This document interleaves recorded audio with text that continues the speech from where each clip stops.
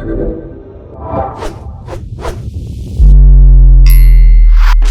morning, Dan. Good morning, Dan. This is the earliest podcast I think I've ever done. Really? Yeah. That's early for me too, man. I was drinking a little bit late last night. Were you really? Oh man, you're partying down there in Sarasota, huh? I was down in getting naughty down there. Something that starts with a B. It's a little poor area. About heck, I don't know. A poor area? A poor area. It still was really nice. Bremerton or Bradenton. That's the one. Bradenton. That's not a poor area. There's a lot of very expensive homes down It was there. a lot poorer than Sarasota. Yeah, it's not often we get to see a Sasquatch taint roaming around Florida. Yes, that's what Dave calls me. And that's fine. I'll go with that. That's whatever. I'm from Washington. Represent. That's so funny, man. Yeah, we were talking earlier about that podcast I did with that dude Dave, because like we were talking about before the show. The whole rift between the ancient archaeology skeptics and the promoters of ancient archaeology, or like the gaps in our knowledge of this precision stuff, or the pyramids, or the Serappeum, all of the mysteries of the ancient world. It's so crazy to me how these people will fight so viciously against each other on the internet about shit that was happening thousands of years ago. Like it matters today. Like it really matters that much. Like it's fun. It's fun. It's interesting. It's entertaining. And, you know, like you said with this lady with the crystal skulls, like why kick the tires on it, right? If it gets more people into it, then what's the harm? Even beyond that, the carbon dating that was done on the Giza Plateau, we've had 2 expeditions go. One was financed by the Edgar Cayce Foundation. The other was financed by David Koch. And Zahi Hawass and Mark Leonard were the boots on the ground on these things. So this is pseudoscientists and scientists, if you want to call it that, holding hands and singing Kumbaya and getting real data. So traditionally, this has worked, right? This is always the way we've done things. But it just recently, you know, when Farina was on here, he said he really illustrated the problem when he was like, most people can't tell the difference between different sciences. They just think all scientists are boneheads. And it's like, dude, that's really reductive and really assuming that the masses are stupid as hell. Most people can tell the difference between, you know, archaeology and physics, for example. And they try to make it a more overarching thing so they can attack, so they don't feel bad when they argue with us about big rocks, which is what it really comes down to. So they'll, it's racist, or this is why people were rejecting the jab, or this is why people are questioning other fields of science. It's like, no, this specific thing right here, let's deal with this. But well, Dave found a lane, right, to create, to exist in, where he can use people like Graham and Ben and Jimmy and you to basically like you guys are his ammo for what he does, and he is just going completely against the grain on everything you guys do. And like what I said to him when he was in here is my biggest gripe with what he does is that he looks to the government and the ivory towers of science as his North Star. Yeah. And that is the exact opposite of what journalism actually is. Yeah, yes, that was a really good thing for you to point out on him, but he didn't really have a good answer for that. It's you know, he kept circling back to this whole, well, these guys are right and these guys are wrong. Like when you asked him, well, what would happen if people demonetized you for what you're saying? Well, that would just be truth being destroyed. It's like, dude, hubris much? And come on, man, how arrogant can you be? Well, what I say is factual, and what other people say that they believe is factual is just BS. And then there's the fact that Dave doesn't properly portray the information. I mean, guys like him, honestly, are the grifters, because they've, you know, when Graham Hancock comes out and says, you know, everyone's a grifter at some level, bro. At some level. I won't argue with that. I can't argue with that. But they sell a fake bill of goods. They say we're selling the truth, we're selling facts, we're debunking these things. And then I don't watch all of his content, but I can tell you 100% on me, he got like everything wrong. Like all the way from what my beliefs are to what I started my channel, to my personal life, to my professional, when I worked as an electrician. He claimed that I went around saying I was a union electrician. I never said that, man. Local scab 401, buddy. I was never union. But he goes and says, just gets everything wrong. What would be bad about you saying you were union? If you go in certain areas, it's you Is tell it people, frowned upon well, to claim your union when you're not? When you're not, yeah. It's not. I mean, it's not like false valor with soldiers, but it's the kind of thing. It's the kind of thing you're not going to be smiled at. It's like that on movie sets. All the union guys, like if you're non-union and you're like encroaching on them, or if you're in some different union and you pick up a still camera for the still camera guy when he's in the photography union, like they'll fucking throw a fit, they'll write you up. The Teamsters are the coolest of the unions. Yeah. I think all the unions, I think, started from for the most part, started from a good place. But like any activist, once you've achieved your goal and you've got your grift going, what do you do now? You have to kick the can down the curb. So with gay rights is the one I use because it's easiest to illustrate. After Obama passed gay marriage, the funding went down. You didn't hear about it as much. But if you're a dude that was like promoting gay rights, you need to find another can to kick, otherwise your paycheck dries up. So this is where we get all kinds of just kind of goofy slacktivism or whatever you want to call it, where it's just kind of bullshit. Air conditioning is sexist is one of my favorites. Yeah, right. Slacktivists are a term I have used for people online that think that they're doing something by retweeting a hashtag or posting a meme or some such shit. Nobody cares, right? Yeah, just trying to get more attention on the fact that they're being loud about some sort of issue or whatever it is. Exactly. Calling people homophobics and whatever it is. All it's like, I'm not homophobic. I'm homo bored. I hang out with them at the bar all the time. It's getting boring. Exactly. They're great. They're fine. I don't need to hear. Yeah. You don't need to pound your chest about it. So accurate. No, it's funny. Like when I say that these guys are grifting, like my positions on a lot of the pyramids and stuff is way different than Graham Hancock's is, for example, or Jimmy Corsetti's.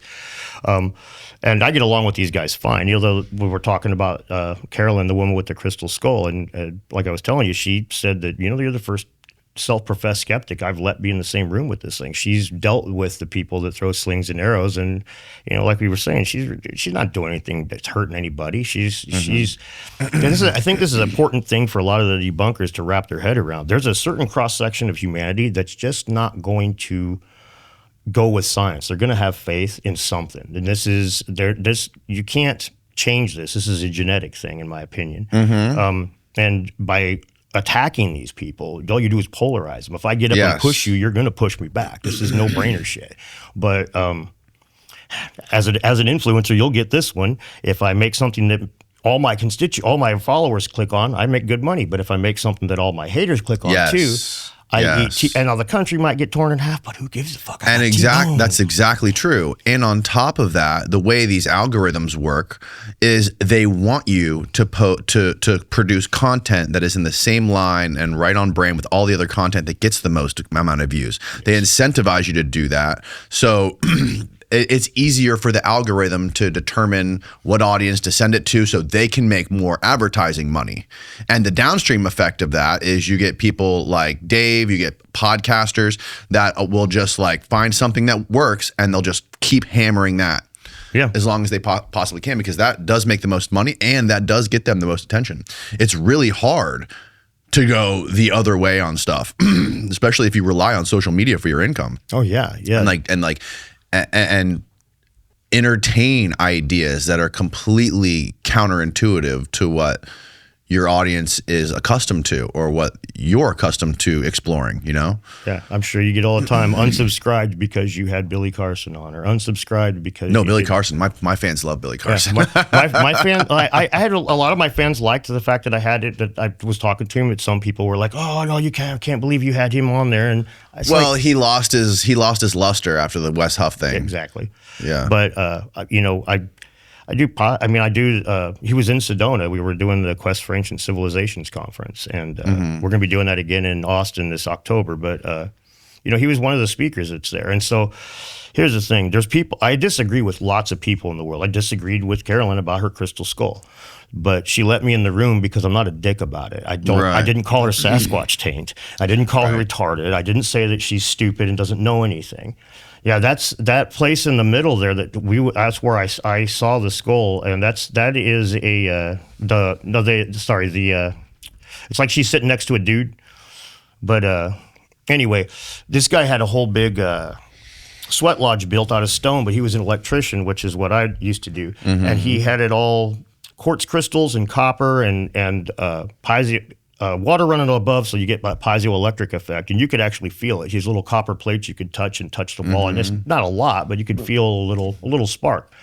And so that's, like New Age meeting science, and why I'm not a New Age type of person. I mean, here's the thing: anybody who's doing honest research, who's being honest with themselves, and they can be wrong as fuck about where they're going, about where they're coming from, and still give us good data. The guy that determined that the Norse beat Columbus to the Americas was Carl Christian Raffin, and he was an anthropologist like 150 years ago.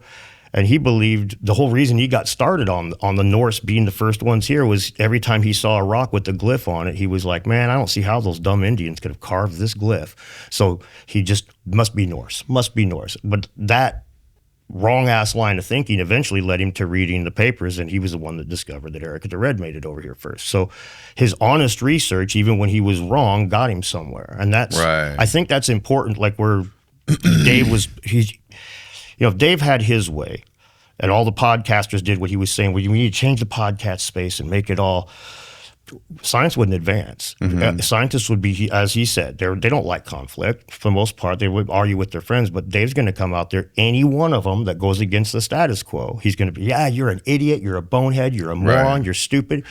He believes that he's combating the toxicity of the people on the other side, which is true, that people can be toxic on both sides on social media. Absolutely. But to your point that you were just making before that. Sorry. The way I get really interested and learn about stuff and become like a mediocre level expert on certain things is by hearing the crazy over the top claims and speculations about stuff. Like, hypothetical example, the pyramid was a fucking power plant. Like, if I see a book and I read the byline, like, aerospace engineer reverse engineered the pyramid and thinks they were a free energy thing or whatever, I read the book, and that led me down like 16 other rabbit holes to figure out, like, is this true? Could this be wrong? I think it's true. I hope it's true. Maybe it could be wrong. And now I'm following all these lines of thinking. I'm reading more stuff. I'm learning more. I'm digesting more knowledge, and it gives me a broader perspective on the whole thing. And that's a good thing. That's absolutely a good thing. As a matter of fact, I would say that's better. That Christopher Dunn's a better science communicator than Dave Farina because of that exact sort of thing. He sends people down that rabbit hole. Yes. And, I watched this happen a couple of years ago on X with Jimmy. He posted that maybe the Nephilim in the Bible is referring to Neanderthal or Denisovans. And all the archaeologists and debunkers, oh, you're so stupid. Those were smaller than humans, and the Bible says the Nephilim were taller. So you're such an idiot, blah, blah. I let this go for just a couple of days just watching it. And I'm like, I'm going to just show you dumbasses how to science communicate. Hey, Jim, these ones are smaller, but there's ones that are bigger, like Gigantopithecus. Why don't you go check it out and see if there's one that falls in line with what you're thinking? You can send him down a rabbit hole and give him a little thread and let him go, or you can say, you fucking idiot, what do you know? Right. And, but this is, one pays better. One pays better. You look at Dave's videos, if he's trying to educate somebody on Latin, he ain't even getting 10,000 views. I'm dead serious. You look, it's consistently that way. But if he's going after somebody, now he gets big views. Yeah. And so it's incentivized. Yeah, it's all incentivized, right? Like, nobody would be doing any of this stuff for the most part, if it didn't earn a lot of money. And one of the things I think about too is, like, I often think about what scientists or researchers or archaeologists or whatever profession you want to say it is, whatever area of study, imagine the people in all of those professions who are sitting in their chambers or sitting in their institution, their academic institution, or in their labs or whatever it might be, who don't pay attention to any media stuff. They don't pay attention to any podcast stuff. And they're actually doing like cutting edge stuff, but they don't have any overlap with like the public world whatsoever. And I'm wondering, like, how much of those people are out there that have never been in front of a microphone before? And how different is their view of all this stuff from the people who are always on a microphone and writing books? That's and a really good thing to think about. You know what I mean? Like, are they? it's possible that they're two separate fucking universes of truth. No, I get exactly what you're saying. Because those people they have no incentive to ever go on a microphone and talk on a podcast. They're probably scared of doing it for whatever repercussions they would get, like from their university or whatever. And there's no money for them to make. They don't have the time to do it. Well, and not just that. I think that it's, there's a lot of self-selection there too. If you look when we were kids and you go on, if you wanted to see a goofy scientist that wasn't a Carl Sagan, you'd have to like turn on PBS at like 2 a.m. and then you'd find that dude with the wacky hair telling you, but generally speaking, you got you're the kind of guy you wouldn't mind taking your daughter out. That's what you used to get from a scientist. But now, because any dumbass can put a microphone in front of them, now we all see that they're, okay, you guys are kind of a little goofy in the brain. And that's a good thing as far as, look at Einstein. He's walking around with his shoes untied and his hair unkempt and, looking at the same time. If this person's trying to communicate to the world and explain this stuff, man, you kind of, some of these guys need handlers, I guess is the best way of putting it. They really do. It's like, Jesus Christ. Well, it's I've noticed it. I think it's pretty rare to find somebody who is really proficient and dialed in what their profession is or what their area of research is, and also at the same time be a really good communicator. Yeah, that's extremely rare. It's often they don't go hand in hand, I would completely agree. They call them public-facing scientists when they kind of tap out of the mainstream trying to publish papers, and they just kind of turn and start making YouTube content or whatever, right? And it's kind of an insult in the scientific community. Sagan dealt with that. He got a lot of shit from his colleagues because the assumption is if you can't, those who can't do teach, right? Yeah. Months ago, I started to realize my sleep was getting way worse. I would get into bed tired, but it would take me too long to fall asleep. And when I woke up, I feel like I never really shut down. And once your sleep goes, then your day is down the drain. That's what led me to Ultra's sleep pouches, and the difference has been huge. I like that they're built to help you wind down without the usual problems. A lot of sleep stuff either hits too hard or doesn't last long enough, or it leaves you feeling groggy the next morning. Ultra took the pouch format and flipped it into something designed for sleep. They use 6 clean research-backed ingredients, 1 milligram of melatonin plus L-theanine, magnesium, chamomile, passion flower, and lemon balm. So it's not just one ingredient doing one job. It's a full system designed to help you fall asleep faster, stay asleep longer, and wake up feeling refreshed. It kicks in about 15 minutes, and for me, I've been falling asleep quicker, getting deeper sleep, and waking up feeling normal again. No next morning brain fog, no feeling weighed down, just better sleep. Ultra sleep pouches deliver better, deeper sleep with properly dosed and natural ingredients. New customers can use the code DANNY to get 15% off at takeultra.com. That's TAKEULTRA.com for 15% off when you use the code DANNY. After you purchase, they're going to ask where you heard about them, and please support our show and tell them we sent you. Dude, I just had a guy on my podcast the other day that was telling me that he was at a meeting at the NSA, and he walked into it. This was I think he was talking about Sagan, right? I'm pretty sure he was. He walked into an NSA room meeting, and Carl Sagan was sitting there with the fucking contractor badge on. I completely believe that. Right? That was Carl Sagan, right? Yeah. That's crazy. This dude was tapped into the fucking NSA. I believe it. I mean, he was a brilliant science communicator. Like the way, one of the things I loved about him was when people came to him with questions about aliens. Yeah. There was one question where a person was like, what kind of technology do you think they have around Alpha Centauri? And of course, look, for a split second, you see it in his eyes, like, how the fuck am I supposed to know? Well, a few billion years older than Earth, so assuming that blah, blah, blah, and then you have these different things, so maybe they would have it. He answers the question, and then, like I was saying earlier, he leaves these threads so that go research more, go learn. And I think it's largely because of him that at least half the population knows that when we look at a star and break down the light on a spectrum, we can actually determine the different elements and stuff. Yeah. And I would attribute that to Sagan.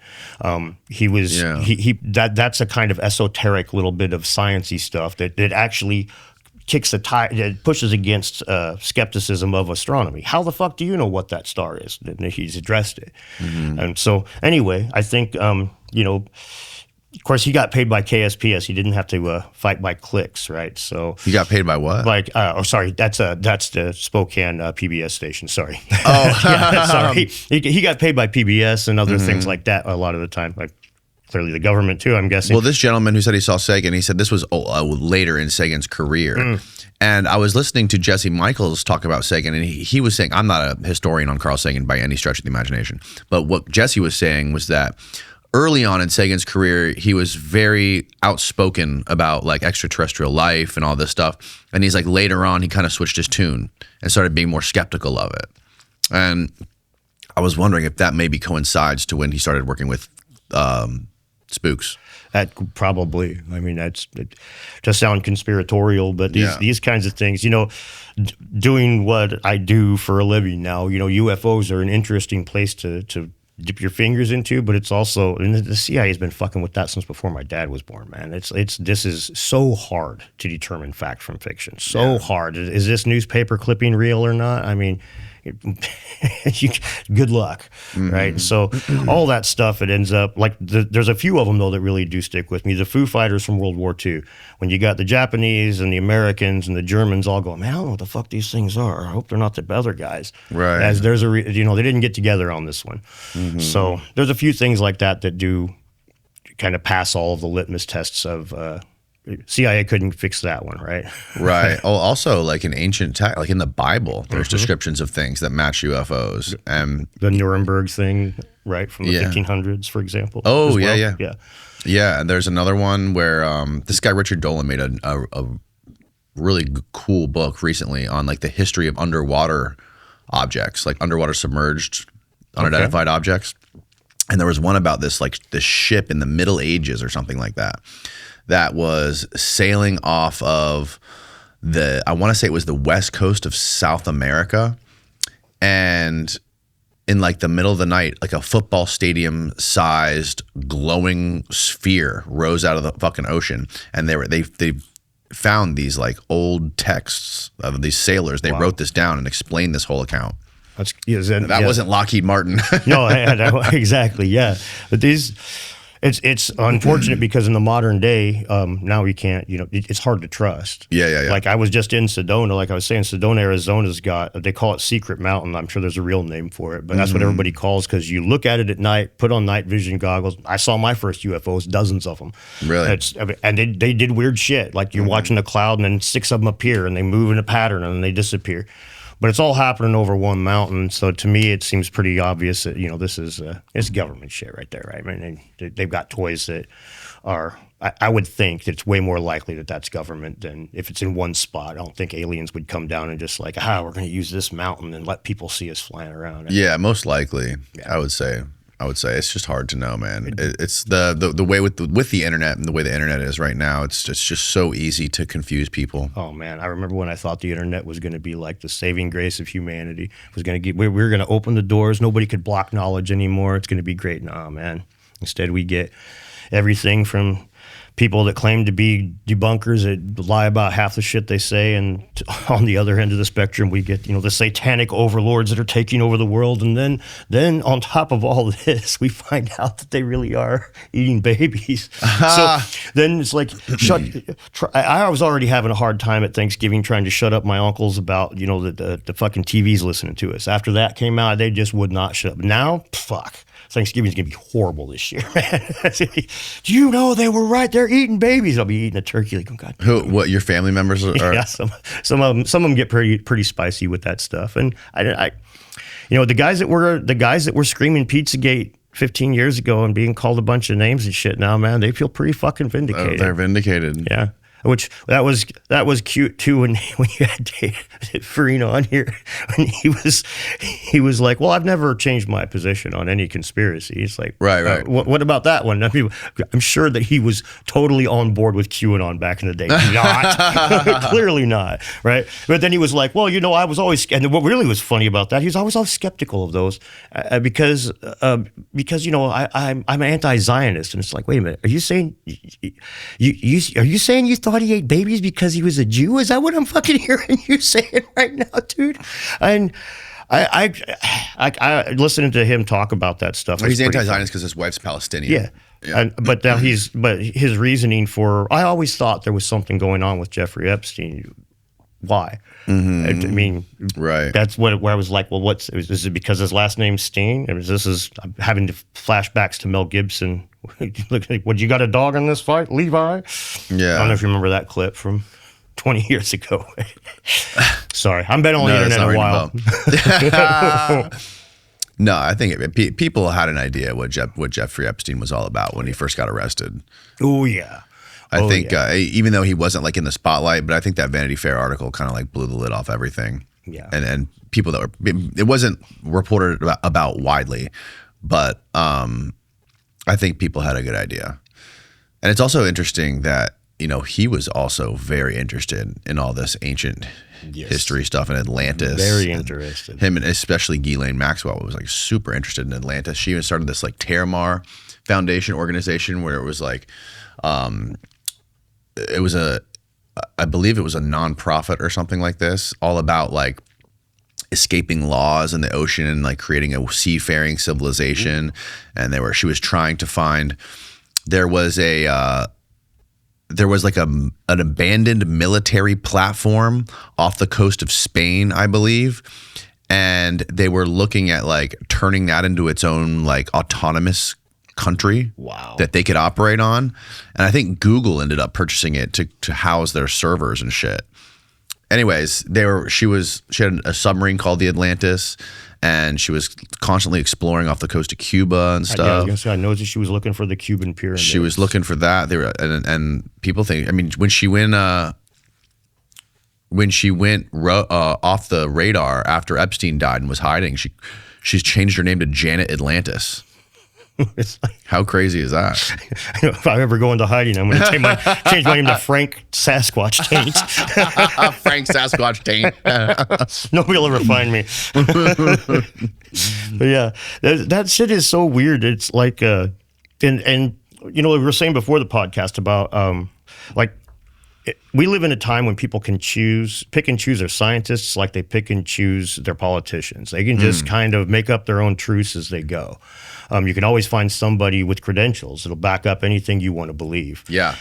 And that puts us in a weird spot when now the government can release this kind of stuff. We saw it with the Clinton emails before, where it's like these get released and people treat it like tinfoil hat nuttery. And it's like, well, fucking hold the phone, bro. This isn't tinfoil hat nuttery, but a huge swath of the population is just right-wing stupid bullshit. And the same thing again with this. Although I will say that a lot more people are accepting of the mess on Epstein Island, but it still seems like there's a large number of people, I don't really look into that. I don't really care. It's not a big deal. And to me, that's kind of, that's a really great way to hide a needle in a stack of needles, right? You want to hide your conspiracy theory. You just load up the world with so many of them that eventually you can just release it with the fucking federal stamp right on it. And they're like, So anyway. Yeah. I mean, we don't have the attention span to worry about the Epstein files, the Iran war, the fucking aliens, now the hantavirus. It's just aliens. Yeah. It's just too much, man. It's like purposeful distractions, just trying to keep us subdued. Yeah. There was a meme that was going around a little while ago that I'd reshared. It was the Zoomer with standing in front of a UFO, and there's a CIA guy with an alien face on, and he's like, "Aren't you impressed?" And Zoomer's like, "Man, I got a lot going on right now. I don't have time for these fucking aliens. So much happening. Come back when you're a real alien." Yeah, most of those files they released were already like public information. Yeah. It just wasn't on the White House website. That's the only difference. Yeah, I just put the official stamp on it. And again, now they kind of can because, well, I mean, look at the way people treat the White House right now. It's like if your boy's not in there, they just call bullshit on everything. So, there's a lot of people that are just, they hate Trump, and so Trump is the guy that was in charge when these got released, and so they just, the conspiracy side of things. There's a lot of people that are just going to ignore this stuff since which stuff? The alien stuff that's been released and put on the White House website and whatnot. We're already seeing a lot of people ignoring it, just considering it tinfoil hat nuttery. Well, the problem with it is none of it's new. Yeah. All of it was like previously known stuff on the internet. You could find anywhere on the internet, you know? But that was a little bit harder to It's just like the verify first days. Epstein Yeah. fake release they did with those fake fucking binders. Did you see that? No, I didn't see that. Yeah, they had these influencers they staged like a walkout like at the White House where they had a bunch of influencers walk out with these fake binders that had Epstein files printed on it. And the stuff that was in there was stuff that was already released. Okay. It was already public. They were trying to stage some fake Epstein file disclosure because Trump campaigned on releasing the Epstein files. Oh, that's fair. Yeah. Okay. Yes. All right. Complete bread and circus. Yeah, absolute bread and circus. That's what the new UFO files my are. God. Basically this. Yeah, it's all, yeah, that's sad, but I completely agree that is, you know, they sacrifice people when the time is right. Like, it's been a while, but Milo Yiannopoulos, you remember when he was a big deal back? Yeah. Okay, and He's making a comeback now. yeah, I've seen him a little bit more, but like it came out that he was on a podcast and said that he was at these Catholic meetings where they had like boys and stuff going on, and he wouldn't tell anybody who the priests were. Right. And like a year and a half later, after the election's done and when the right was trying to kind of consolidate power or whatever, he got kicked out, and that's what exactly they used this clip that was a year and a half old. Bill Cosby, the same shit. You know, people knew that he had this stuff. It was not old, but he started going real public against don't dress with your baggy pants and all this shit. At the same time, Black Lives Matter took off, and then some little clip of a comedian and somebody took on their shitty ass Nokia phone. And it went viral because they wanted it to. And there's certain things, like I said, they'll use you and throw you under the bus, and that's not conspiratorial. This is how it's always been done. This episode of the podcast is brought to you by Liquid IV. With the Super El Nino, the summer heat is in full effect, and it only took me one day on the boat to remind me that boat time is hydration time. And that's why I always keep Liquid IV's hydration multiplier with me. Whether it's a 3-day festival, exploring the farmer's market, a day on the boat, or a destination wedding, Liquid IV is superior hydration than water. And right now you can get 20% off your first order using the code Danny at checkout. I'm always on the run with the kids, boating, golfing, running around town, you name it. So I always keep a bag of Liquid IV in my truck or my backpack, so I'm ready to roll. I love it because how simple it is. Just tear it, pour it in a cup of water, and you're good to go. One stick with 16 ounces of water hydrates faster than water alone. It's powered by LIV Hydroscience with an optimized ratio of electrolytes, essential vitamins, and clinically tested nutrients that turn ordinary water into extraordinary hydration. You're getting 3 times the electrolytes of the leading sports drink, plus 8 vitamins and nutrients in every stick. They've always got great flavors. My kids love the popsicle firecracker, so it feels like a treat instead of a chore to stay hydrated. So if you've got long days ahead this summer, this stuff really makes a difference. Stay hydrated while you're on the go this summer with Liquid IV. Tear, pour, and live more. Go to liquidiv.com and get 20% off your first purchase with the code DANNY, DANNY at checkout. That's 20% off your first purchase with the code DANNY at liquidiv.com. Did you see that recent peer-reviewed study that guy Max did about those vases? I did. Yes. What did you make of that? Well, on the one hand, I can't fault him for doing good science. The one thing that I will say that he's not accounting for is selection bias. And I'll draw you a parallel that anybody can understand. You know, they made silver quarters until 1963. It was the last year, right? Mm-hmm. And they're 90% silver. Now, we all go to the bank and buy $10,000 in rolls of quarters, we're probably not going to find a single silver quarter in all those thousands of quarters. That doesn't mean none ever existed there. It just means they've been peeled out of the banks. Right. And you know, Petrie spoke of precision. He spoke of very precise looking vases that were made of granite, 100 and some odd years ago. So this wasn't unknown, but it was something that you kind of had to be in the know. They don't look Egyptian. They look like a damn flower pot, right? Unless you know what they look like, then right. It's like, oh, that looks like an Egyptian, one of those vases. But if you don't, if you show that to 99% of people, they're going to be like, oh, it's a cool flower pot. Right. So if you haven't written down the precision measurements and all I've got written down is granite vase, then it's easy to talk to the dude that's the curator there and say, hey, man, $50, swap out this for that and blah, blah, blah. it makes sense. Those are the ones that got passed around the most. If you imagine a guy who's got 3 of these things and then somebody walks in and gets a chance to pick one, they're probably going to pick the one that looks the nicest, especially if they're in the know on this stuff. So to me, it seems, I'm not saying that his findings are not as conclusive as he claims they are. That's my biggest thing. I think his findings are important to bring to bear, but it's neglecting the fact that Egypt has been known for artifact looting and theft for a very long time. And these would not be hard to, like I just described, it wouldn't be hard to exchange them to peel. So what he did, if I'm not mistaken, is he went to a bunch of museums and he bought this like incredible scanning machine device, and he shipped it out with him to England or something. Yeah. And he went to these museums and he measured all the vases in all of these museums that held this pre-dynastic pottery or pre-dynastic vases and stuff like this. And he found out none of the ones in the museums, he found out they were all handmade ones, right? And all the ones that were granite from Egypt were Aswan granite. And if you compare that to the ones that are quote unquote like super precise or like almost really close to being perfect to where it has to be like machine made, those are the ones that are in Matt and Adam's collections. They're in their private collections only. So, and he laid this out on this graph, right? He had like a with an XY axis and he little circles of Sorry, I should have described the thing before I just went in my problem with it. Yeah. And so that's interesting. But there you go. No, it's definitely interesting. So outer quality microns, and then what's the bottom one, Steve? Inner quality microns. So machined. The yellow one or the machine. So the handmade pre-dynastic ones are very like not perfect. No, yeah, clearly. And zoom out a little bit, Steve. What? So is he okay?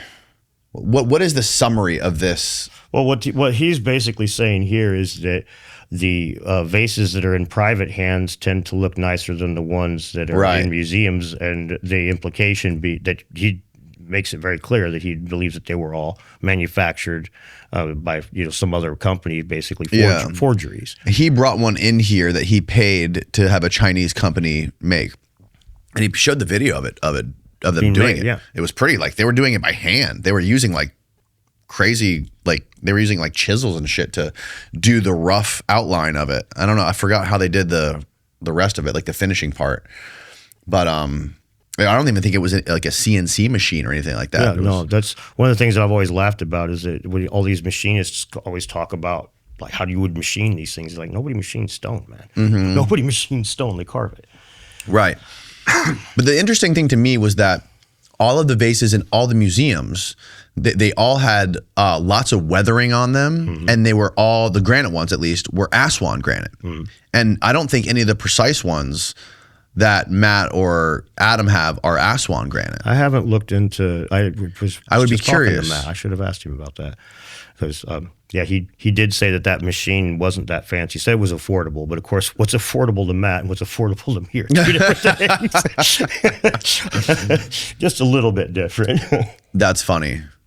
But yeah, I mean, no one ever claimed that this stuff wasn't possible to do it today. I think well, there's the first time I had Chris on here. There's some people that no influencers claim it. My comment sections are full of people screaming that there's no way you could make these today. The tolerances are too high. Yeah. And that's things extrapolate, but Ben doesn't say that, and he's probably the biggest promoter of these things. So it's very interesting, man. Basically, to me, what his study did, what this paper that he made did was it's not like a proven fact that these things are ancient. It's very possible that these precise ones could be modern. Yes, they could be modern forgeries. No, right? I think the problem with it is you can't figure out the provenance. You can't, because it's stone. You can't date it, right? And if you start nailing down the provenance on any of these, you could run into antiquities laws and all kinds of but I think it honestly put the shoe on the other foot. Even though I think that Max is doing it wrong. I think he's taking it too far by saying that that this means that none of the ones that are in private hands are legit. It's what it says is it's possible. Yes, that they aren't legit. It puts it on the other foot. It instead of the people that are saying ancient high technology having a piece of evidence, now they've got something to prove just to get this back on the table. Totally. So I in those regards, it's an important thing. I just if he, the funny thing about Max is. That Billy Joel song, I don't know why I go to extremes. It's like one day with this guy, these are nuclear containment vessels, and then now they're just fucking rocks. And it's like, dude, maybe somewhere in the middle is where. Well, that's how he started out, right? Yeah. That's how he originally got interested in this stuff. Yeah, and there's nothing wrong with that, but it's like a really weird swing. We see this a lot, like we were talking earlier about people getting involved in things, and it's like instead of people taking baby steps, they forget the pendulum has a center and they just push it right on past. The guy that Graham Hancock wanted to debate, not Flint, but John Hoops.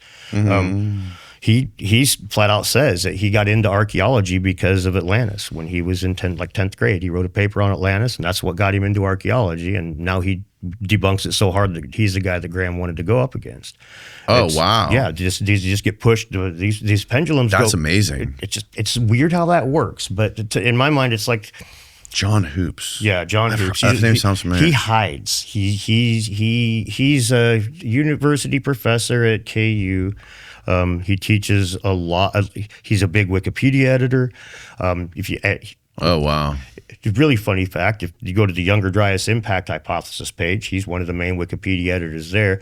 And Mark Young, the archaeologist who's on the Comet Research Group, is no longer allowed to edit that Wikipedia page that he actually does the work on. Instead, we get some archaeologist that doesn't know anything about it. It's like, Wikipedia is, they weaponize this stuff. I don't. Yeah. Oh, yeah. And that uses then with AI, they're even more, make sure and get it the right thing, and you'll get the AI to. Mm-hmm. Yeah, but like. To those vases, is it possible that those are all modern in mats and out of production? It is. It's possible. The precision ones, yes, that's possible. It's possible that they are modern. Very possible. But is it possible that those giant fucking statues in Egypt are modern? No. Is it possible those Serappeum boxes are modern? No. No. You can't explain that shit. No. That stuff is insanely precise. Yes. The overcut in the one Serappeum, the one coffin lid. You've seen that one where it's an offcut. This to me is one of the more interesting things. There's a granite coffin lid. I think it's in the Cairo Museum, and it's got a long cut that's off. It's like it's curved off, and it just goes for like a foot and a half. Really? Yeah, long enough that if they were doing it through a mundane means of a copper saw running, gypsum or whatever underneath it to drive and cut. They should have caught it. If they were doing it slow and it took an hour to do a millimeter of cutting, then you're not going to go that far off. If you do, man, everybody's going to lose their heads. I mean, there ain't no way if that's how these things were done that they would tolerate that kind of fuckery. I mean, come on, right? So to me, there are things like that it's interesting. Like, on the one hand, I'm not ready to just say that ancient Egypt had a bunch of high technology, but they clearly were way better at working stone than we are today. Clearly. And stone was the premier building material and used for millions of years. Hominid evolution, we were using stone points for forever ago. So it makes sense that we would have a lot of little nuanced tricks that we put together over the generations, and then we lost it, in just a couple of generations when metal and wood, when metal in particular really took over. I compare it to how much do you know about horseback riding compared to your great grandpa, right? It's like he was good at it. I can speculate because he had to have been good at it. But I know all of my ancestors would laugh at me for my inability to ride a horse, right? Yes. But that's just because the skill set changed. Right, totally. And so I think if we watched them build the pyramids, I don't think we'd be like, holy shit. I think we'd be like, fucking really? Is that what they did? Oh my God. Why didn't I think of that? Right. Just like if you know much about baseball, if a lefty doesn't do much besides pitch or play first base if he's infield, right? But you don't. and the reason is obvious if you think about it, right? But it's because of where his glove is and where his throwing arm is. But you have to think about it for just a minute. If you don't know anything about baseball, why the hell are you discriminating against lefties? Right. It's just the way the game is. So there are all these little nuanced things that people don't see that seem stupid to them, but when you scratch the surface, there's a good reason for a lot of stuff. I think the ancients were a lot smarter than we give them credit for. Even the archaeologists and stuff, I think they really, especially when it comes to the stars, I think they really dumbed down how much they knew about astronomy. But that does kind of make sense because archaeologists look down and not up, and it's just right off the bat, it's fundamentally two different things. Yeah, totally. Flint said that the Sphinx facing the rising sun was a coincidence, and that's just like, come on. Right. Well, how much does he work with people in other fields, right? Like how much interdisciplinary work is he doing? Is he talking to astronomers? Is he talking to classicists who are like just decrypting all the ancient texts and all that stuff? And I don't know how much of that he does. I know that pretty much all of his efforts are in debunking nowadays when it comes to that stuff. So if he's looking into something, he's looking for ammunition to come after Graham, or mostly Graham, but that whole thing. Like I haven't seen him put out much content that wasn't arguing with people for about a year now. Yeah. Yeah, I was explaining to Dave when he was here that the Graham Hancock debate with Flint, I thought Flint did a fantastic job on that. And I felt like I was on an island with that opinion. No, I don't think you were on an island at first. That's why Dave came after me, was because I went after Flint. And, the thing that, when I watched that debate, I'd already had a bunch of goings back and forth with Flint. We got along well, up until the whole racism thing. And I'd made a video going into detail about how what they say about the origins of Atlantis hunting is bullshit, but they do it to pin it on white supremacy, yada yada. And when he goes on that debate, at the point when he starts talking about the racism, and he's like, well, no, I didn't say that. Well, yeah, I did say that. Well, no, I didn't. Is it in quotes? And it's like, dude, you're lying. You're clearly lying right now. And so then I went back through the video with the fine-tooth comb, and there were multiple times that he was just like, well, just bend the truth a little bit. And here's the thing, too. Like, me listening to that debate as an uneducated person, just hearing it, like, you can certainly deceive people by talking fast and confidently. Yes. And that's what Flint did. Yep. Like, he was very calm and collected and fucking confident on that podcast. And he was throwing shit in, that he was adding context to stuff that Graham was saying, and like coming back at Graham with stuff that he was saying. And like, I was like impressed. I'm like, wow, like, dude, this guy knows his shit. But, that's the same thing Ben Shapiro does when he argues with people. He just talks very fast to where he's like outpacing you, to where the facts can't catch up with what he's saying because it sounds so good and he says it so confident. And that's what I think Joe and Graham were talking about when they did their follow-up podcast, because I guess there was some stuff that was wrong about the shipwrecks and whatever. I went through that with I went through the metallurgy thing. Like right in the early, he's like talking about metallurgy in the Ice Age, and he shows a graph that's from the Roman era, and like I talked to an ice core specialist, this guy, Dr. Peter Neff, ICP, he goes by on Twitter. He used to, now he's on TikTok alone, I think. But thanks to this whole mess. But I spent an hour on a Zoom chat with him because I wanted to make sure before I made my video, my ducks were in a row. Right. And he was very clear. He's like, if we don't have if we test ice core and it's got lead in it, and we don't have isotopes or a archaeological site that's got similar isotopes, we can't really conclude that it was metallurgy that did it. So we've never looked for metallurgy in these older, because we don't have any archaeological sites that correspond. So we don't look for metallurgy 15,000 years ago in the ice cores because we don't have an archaeological site to go to push us in that direction. And there are spikes in the lead, which Flint omitted when he talked about it. And I don't believe there was metallurgy back then. I believe that Flint fucking lied when he was in front of millions of people. And that is kind of a big deal. The other one that he did, that'll dovetail with what me and Dave Farina's beef. He said that the pyramids were dated by carbon dating, and they're not. The carbon dating on all of the Fourth Dynasty edifices is about 150 to 300 years older than the written records. They're dated by written record, and so. Okay, the consensus on the age of the pyramids, right? We're talking about the Great Pyramid and the Khafre Pyramid, the three big boys on the plateau. They were dated by texts, the hieroglyphs and stuff. Mm-hmm. And when were they dated? They were dated to the Fourth Dynasty, right? About. And I'm saying, when was the conclusion made? Like this was made over 100 years ago. Okay. When they first tested carbon dating, they took that to Egypt because the Egypt timeline is considered, the written record in Egypt is considered very robust. They always have to. It's not just the written record, right? When you say written record, there's like multiple different written records that come into play, and then there's other letters and stuff from kings to other people, and then astronomical things that happen. There's a bunch of bullshit that's involved. But generally there's a bunch of bullshit. We call it the written record. Writing in itself is bullshit. What you just said. But I want to really quickly point out that this is the sticking point between me and Dave Farina, is because I told him that this is an example of archaeology not operating as a science. They have this written record, and then they have this hard data, and just like a Bible thumper is apt to do, they take that hard data and they're like, I'm going to shove that into my written record and make it fit. And Dave posted a paper where they did they carbon date? They carbon dated wood and seed matter that was found in the mortar.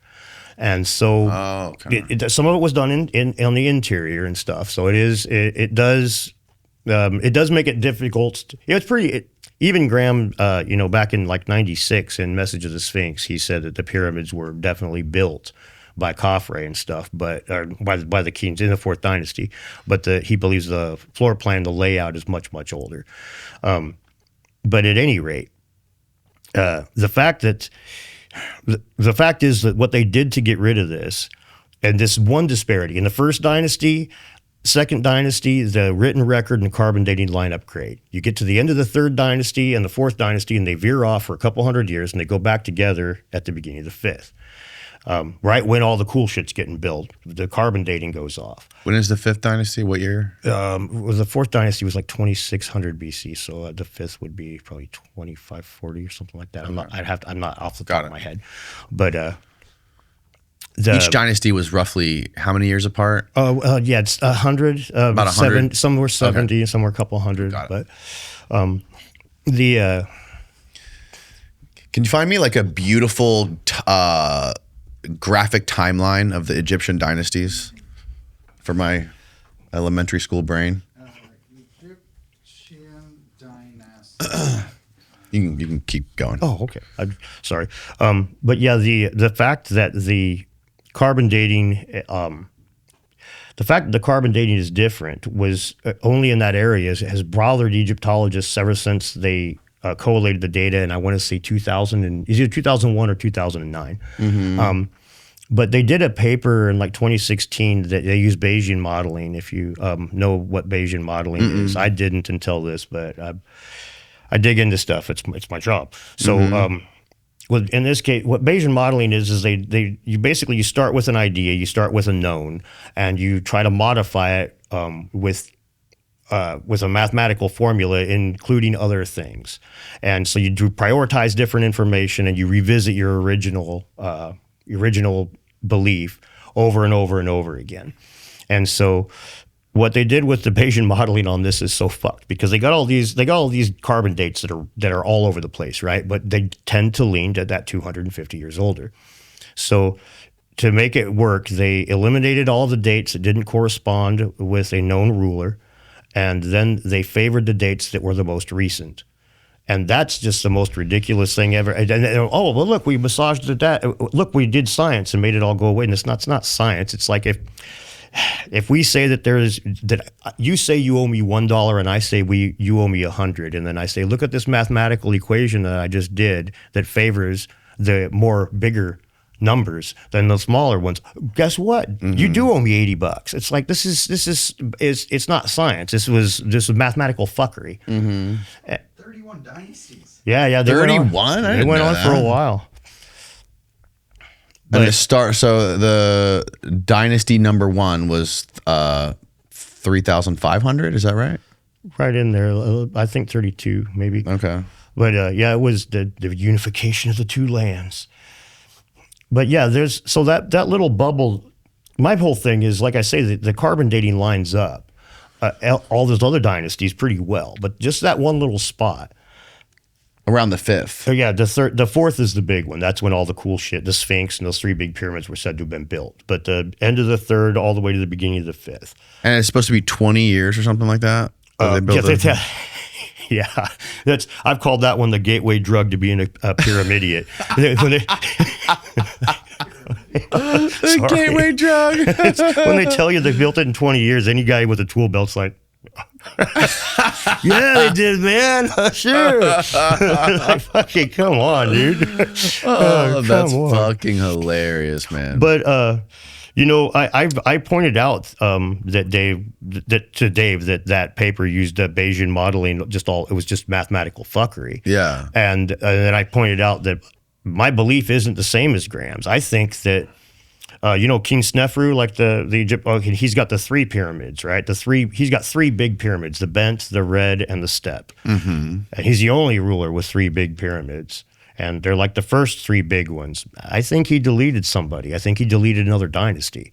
I think he claimed their shit as his own, because you can't erase a dynasty if they got a big ass building without stealing that building as your own. Right.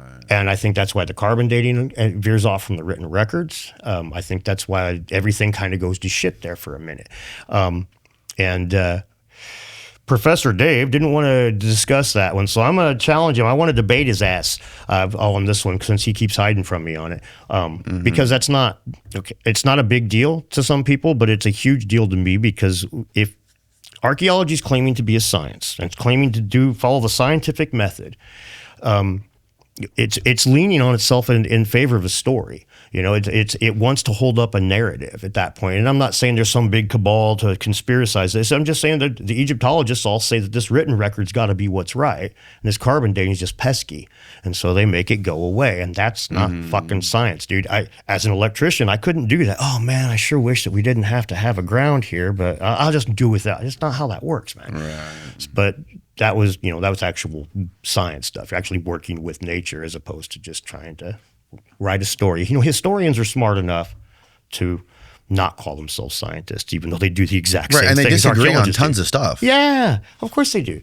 As we get older, life insurance is one of those things we should probably stop avoiding. Nobody wants to sit around thinking about worst case scenarios, but if you have a family that depends on you, this is one of the most responsible things you can do. I always thought it was going to be way overcomplicated, time consuming, and involve a bunch of paperwork. But that's where Ethos comes in and makes the job way easier. Ethos helps you get life insurance fast and easy and 100% online. You can get a quote in seconds, apply in minutes, and potentially get same-day coverage. There's no medical exam. You just answer a few simple health questions online. You can get up to $3 million in coverage, and some policies are even as low as $30 a month. Ethos helps provide financial security by connecting you with coverage through their networks of trusted carriers.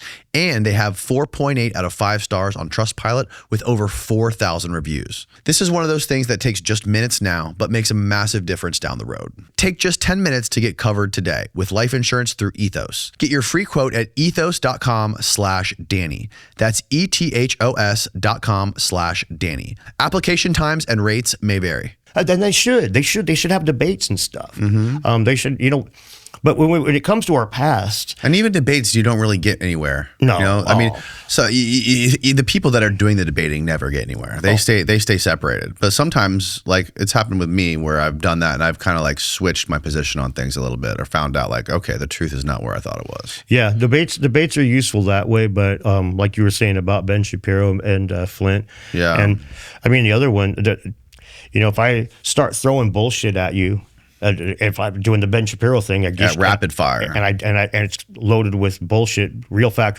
bullshit, real fact. You're fucked, dude. You're never gonna keep. And if I'm better on you than camera, and I can suck and jive, and it's just there's so many things that have nothing to do with who's right and who's wrong. It just has to do with who can play the field better. It's salesmen they work that shit all the time. Same exact thing. You don't need the product, but they're going to make you want that motherfucker. 100%, man. That's the way it works. And we found we were able to like prove some stuff wrong when he was on here, not related to the ancient civilization stuff, but some other stuff on like on like pharmaceutical industry stuff, like all these claims. It's just like there's the problem with me on both sides. On his side, on the mainstream ivory tower science defender side, and on the complete like out in fucking outer space conspiracy theorist side, which I'm more on. Me too. It is like there's not like they don't pick a few over here or a few over there. Like pick from a bunch of different kind of like groups of things that they want to incorporate into their worldview. It's like all one or it's all the other. Right, it's like blue no matter who, or whatever it is. They just like they fall in line with that fucking cult, or whatever you want to call it. Lockstep. I completely agree. It's a really sad thing. It's one of the frustrating things about our country is a two-party system. I think it facilitates that really well because most people are generally single-issue voters. They're there for abortion or gun control or the border or finance, whatever the fuck. Right. And sorry, I was just trying to get you demonetized there. Apparently, I'm sorry. buzzword. But so then you come in, you find your constituents. These guys all agree with me on my hot button topic, and so now they just told me what I feel about everything else, or I lose all my buddies, and we're social critters, and so it is a real easy game to play. Easy game to play. It's just unfortunate because it ends up making even people like myself that. And you bring ego into it too. Yeah. Oh, of course. Especially on debates. Yeah. Right? Because you just want to win. Well, you want to look like the smarter one. That's the whole point for being there, right? I mean, you learn in debate class, you have all kinds of positions you take that you don't believe, right? If you take debate in high school, you'll be affirmative and against on the same topic. You've done a lot of debates though, right? Oh, that was my first debate, actually. Oh, really? I thought you've done quite a bit on virtually at least. Oh no! I mean I've talked. I have. You I was talked on to Zahi Hawass and stuff. Or maybe you wouldn't call them debates, but I feel like you've talked to a lot of people with very different viewpoints than you. I have. Yeah, I try to go out of my way to do that, and I value science a lot. I guess that's one of the big things that kind of puts me in a different spot than a lot of the other pyramidiates in our community. Is that I really care a lot about the scientific method, and that's honestly one of the things that really pisses me off about archaeology, because it's like it is, and I think it's where the ego gets so hard on them. They LARP as scientists, and they fucking know it. They're archaeologists. Yeah, carbon dating science, man. Stratigraphy, that you can call that as science, but putting it all together in some little package and saying these people were the first one in the Americas and anything else is a bullshit, stupid idea, that is not science, and that's fucking dogma. And this has been going on forever. They'll say, oh, Clovis first was a one-off, and I'm sure you know about Clovis first, right? But there's a dude, Ailes Hydrolica. He was the Smithsonian Institute archaeologist back in the 30s. He's the guy that turned all the giant bones from 6'7" to 6'2" in the records. But he also, it's even on the Wikipedia page about the Folsom tradition. He fought against the idea that anybody could have peopled the Americas before about 3,000 years ago. And it says even on the Wikipedia page, despite being edited by guys like John Hoops, it says that that any archaeologist desirous of a successful career couldn't posit that there was people in the Americas more than 3,000 years ago when Ailes was running around. And this is how it's always how it is when there's a dog. I mean, archaeology started out as a bunch of fucking antique collectors that were like, man, was this one older or was this one older? Like, we should probably look into this. Is that true? Yes, that's exactly where it started from. The archaeology is the whole entire field started from and if you really want to get all left-leaning politically correct, from white people looting the indigenous artifacts and putting them on shelves. That's what archaeology started from. Look, the Kachina dolls in the Southwest. You ever seen those? Maybe. They're Pueblo. Nowadays, they're like $1,000 for a good one. They're Pueblo dolls that were made to represent different gods. 200 years ago, they were made from corn cobs, and they looked like a cheap little effigy. All of the anthropologists in the late 1800s and early 1900s, that became a big rage, was Kachina dolls, because as the noble savage was being destroyed from America, as they wanted to get all the artifacts. And so these scientists, they've actually encouraged, they just don't really make normal Kachina dolls anymore. They don't make those corn cob things really anymore. They make these Warhammer 40K miniatures that are blown up to 20 scale. They're all painted and they're shaded and they're imposed, and it's like, okay, all right. But it's been that way. So these were artifact collectors who wanted to figure out how legit their stuff was. Yes, sir. And try to figure out, back engineer it and do the science to figure out how much fucking value they had.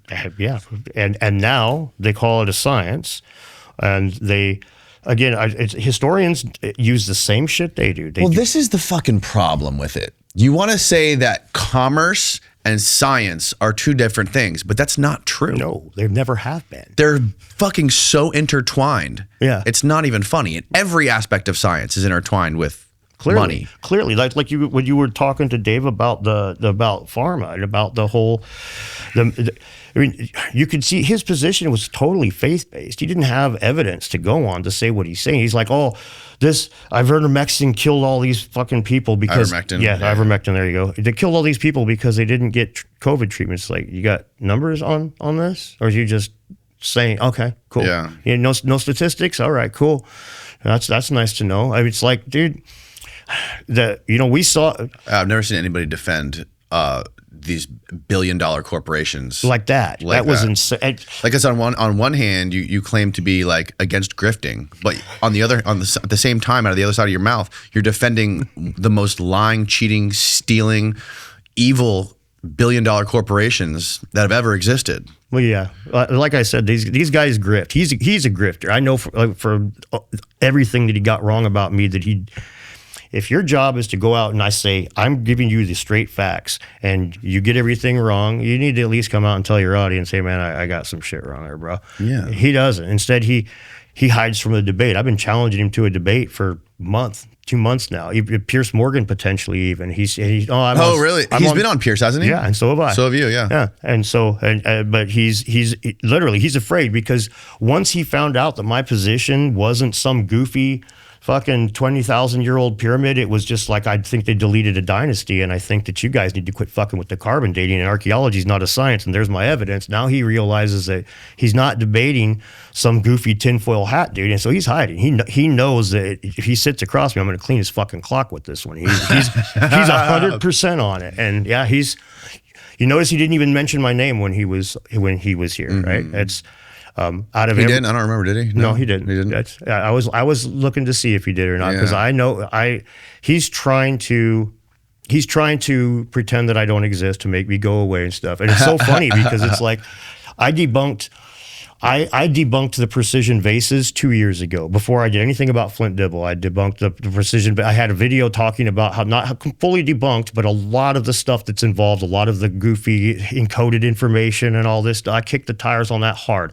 I debunked electric pyramids. What was that? The encoded information that you debunked? Mark Kvist believed that there was circles in different sizes inside, that the vases were made of. Oh, I remember Ben showing me this on the podcast. And so in my video, I take my PlayStation 2 console and measure the power switch in the front and back and show how this actually, if you multiply it times pi, just like them, by the golden ratio, I've got structural steel. And with this one, I've got a certain kind of jet fuel. I think Sony did 9/11. It's just like, you can just go down. So, but Professor Dave, that's the kind of shit he would say, right? Yeah. Okay, except for he'd call him a fucking idiot while he's at it, but I didn't. But he didn't do any research into me at all. This is I debunked electric pyramids like 3 years ago. I was like, there's a lot of problems with the electric pyramid hypothesis, not the least of which the fucking thing's grounded. What is the electric pyramid hypothesis? I don't even know about this. Well, like Christopher Dunn leans on it to a degree. A lot of people believe that it was an electric generator, that it built electricity inside, and that the granite was a conductor. Yeah. And, I mean, the granite can't be a conductor. I've used granite as an insulator before on shelves when we were putting lights up and stuff. So I know for a fact that it'll pass code because it doesn't conduct electricity. Certainly not going to, if it won't conduct the 120 volts we got running through a wall, it sure as hell ain't going to conduct whatever minuscule amount they got and they would have gotten out of all of those blocks. And then, well, it does conduct, doesn't it? It doesn't. If you squeeze it, there wasn't there an experiment? That's piezoelectricity. Okay. And that's the same thing. You know, in your charcoal igniters, when you click it, that's why it doesn't have a battery. The spark comes from there's a little quartz crystal in there, and there's a spring and a little piece of plastic, and you just thump that thing, and it makes a spark. Okay. The reverse of that, this is like the earthquake lights. Yeah, this could very well be what the earthquake lights are from. Mm-hmm. I mean, the reverse of that we use in our quartz timepieces. If you take a piece of quartz of a certain size and you hit it with just the exact amount of electricity, it'll oscillate in its exact frequency, really fast. But it's the opposite. The piezoelectric effect goes both ways. But the problem with that is, like, say a limestone block has got all this quartz in it that you could potentially get piezoelectricity from. Yeah. Well, every one of those quartz crystals would have to be in alignment as far as magnetically aligned to each other. And then you would have to have a plate, like metal on top and bottom, to harness the electricity. Right. So every time they've ever done any of the tests on the pyramid that's shown any electrical stuff, they always put a rubber mat underneath their model for obvious reasons. Mm-hmm. So there's just a bunch of little things like that. But Chris Dunn mentions that in Giza Power Plant book, where he met with, I forget the guy's expertise, but he met with like a bunch of experts over there that were discussing this stuff. One of the guys, I think, was actually a NASA physicist. And Chris was of the belief that all the quartz and the granite would account for a bunch of electricity or something. And this NASA guy was like, there's not enough quartz to make a difference. There you go. And I remember Chris was like explaining in the book how that was like kind of frustrating for him. It set him back. Yeah. Okay. AI says granite is not an electrical conductor. Okay. Yeah. The piezoelectricity is cool. And that's, like I was telling you earlier, when I was with that crystal skull, that guy that had his sweat lodge, he's got it with quartz crystals and he's got water running over it so that it does create a little piezoelectric charge. And then he's got a bunch of copper things and stuff around to conduct it. So it's like, he's using it for a pretty new agey thing. Right. So anyway, what I was getting at though is that, this is, I don't just grab onto any old goofy thing, and I've debunked a lot of things myself. When I was on stage with Graham Hancock in Sedona, that's how he introduced me. He's like, you call out bullshit no matter where you see it. You've even debunked me before. And I'm like, oh, great, say that in front of all your fucking fans. Why don't you? I mean, that's, in all honesty, we all have different opinions about these things. And scientists even, they have different opinions. And I think that's a big part of the ability to move forward is to communicate without calling each other Sasquatch taint. Not that it bothers me that much, but there's a lot of other people that get really upset about it. Mm-hmm. Yeah, well, I do think it's good also that Matt Bell he doesn't seem super dogmatic in his view of these vases being ancient. Yeah, he's like when I talk to him, he's like, these could all be modern. He's like, I don't know. I think it would be a huge red flag if Matt Bell spent all that money on all those vases and was like really trying to push the fact that they were ancient and not modern. Well, yeah, but Matt's in a unique position where I'm really glad to see him doing it because he doesn't care if they become worth more or worth less. It's not going to change his life one iota. Well, I mean, yeah, because like what you said blew my mind. How archaeology started with these artifact collectors, like trying to prove the provenance of their shit to determine the value of it, because that's kind of like what these guys are doing, these collectors are doing. It's exactly what they're doing. But at least Matt's not being biased about it. That's the big difference there is the bias. But you can see how that could go sideways. Well, yeah, when I get picked on by archaeologists for being an electrician, you don't know anything about science. It's like, dude, I got tested by God in the universe. You guys could, if two archaeologists believe in Harry Potter, they would peer review papers on Hogwarts till the end of time. And they can circle jerk that science right into the mud. It's not, again, there's parts of it that are scientific, but a video game speedrunner that sits down and plots the best course through a game is far more scientific and operating clearly much more in accord with the scientific method than archaeology tends to do. And that should kind of put it right there. It's like video game. My 12-year-olds video game speedrunners, man. Come on, it's a game, right? But archaeology you can't replicate most of their findings. I mean, and then they cock block you on the few things that you can, like the cocaine mummies. You've heard of those? I have heard of those. Okay, there's a German guy who German lady, yeah. Oh, that was a lady? Yeah, it was Svetlana Balabanova. That was my latest video. I covered that, so I'd been researching that one a bit. Weren't we talking to a guy who did something with cocaine in Egypt? Oh, that's downtown Miami. Last year, yeah. Yeah, I don't remember exactly what it was, but I remember the guy went to prison or something. Oh wow. This is not the same story? I didn't know about it. What's the story that you uncovered? Oh, it's the one that's the Munich 9, they're called. That lady tested 9 mummies that were in the Munich Museum and found cocaine, hashish, and nicotine in all 3. Nice. And they try it? I guess. They test it? But they wouldn't let us. They wouldn't let anybody retest it. Nobody's gotten a chance to do a second round on those mummies. And when were those mummies dated to? Those ones, I think, were closer to like 12th, 13th, 16th dynasty, right in there. Is this it? Cocaine found in mummified brains reveal that New World drug came to Italy. This is what you guys had on. Okay, I didn't. No, this is not the one we were looking at. It wasn't? No. Oh wow.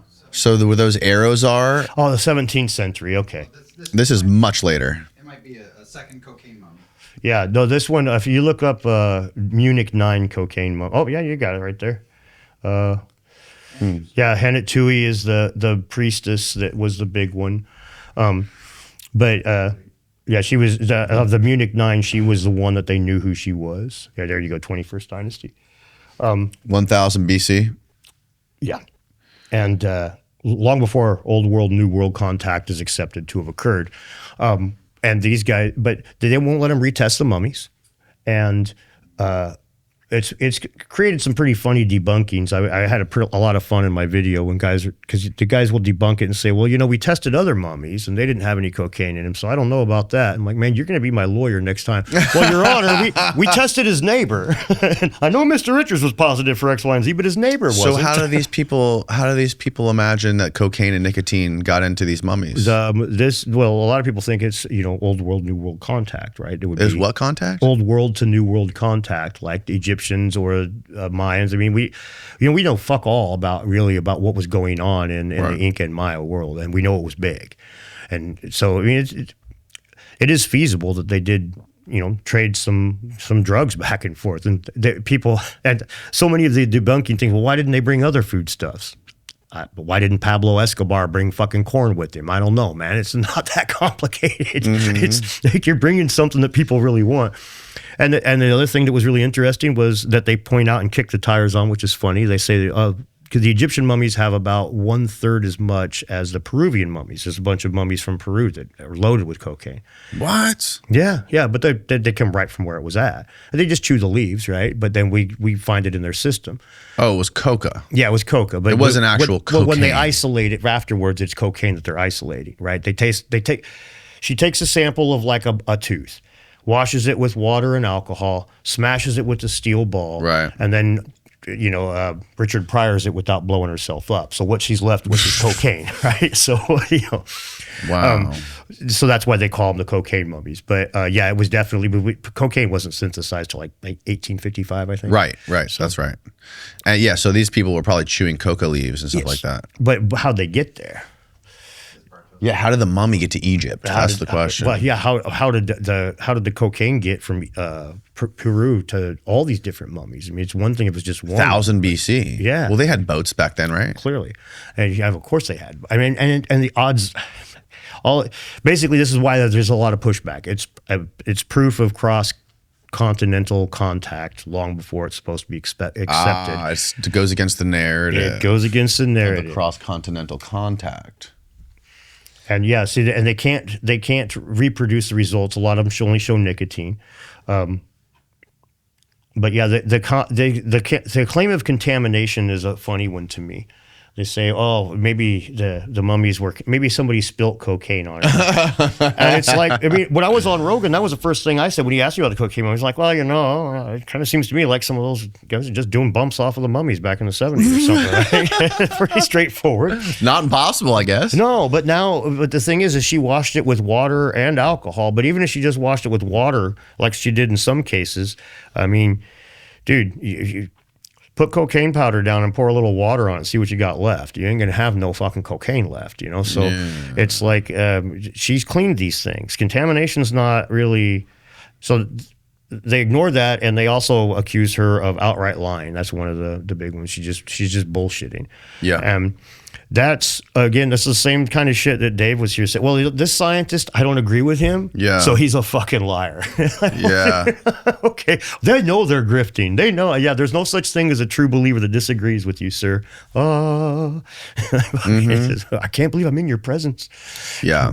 Have you looked into Jeffrey Drum's stuff, The Land of Chem? Yes. Yeah. I've had him. I had him on my channel for a live stream a couple of years ago. Yeah, it's pretty interesting. I think his whole hypothesis, I've spent over 10 hours talking to him about this stuff, and I still can't recite exactly what it is. It's so complex, but it makes so much goddamn sense. No, a lot of it is really interesting. He's actually spent more time than anyone I've probably ever talked to in those pyramids, like walking through them, looking at it. He lives right there across the street. And basically, like 30,000 foot view of his theory is that they were the Red Pyramid and the Step Pyramid were extracting chemicals from the earth and manufacturing chemicals for agriculture and for metallurgy. Yep. And it was like ammonia and nitrogen. Yeah, all kinds of other just things. Basic stuff. Yeah. Yeah, methane. very basic like chemical manufacturing. Yeah. And he even had a guy make a replica of, was it the Red Pyramid? I think it was the Red Pyramid. Where they measured it, and it matched perfectly the Fritz Haber device that he invented with the Haber method to figure out what the Haber method was producing, what chemical that was. But it was the exact same thing. If you look at Fritz Haber's contraption, it is the almost exact same mechanism of action of that Red Pyramid and how it was creating ammonia. Okay. Yeah, that's pretty interesting. There's I like his hypotheses a lot. The only thing that I don't know about is that makes me question anything at all is when he talks about like the veins of iron and stuff.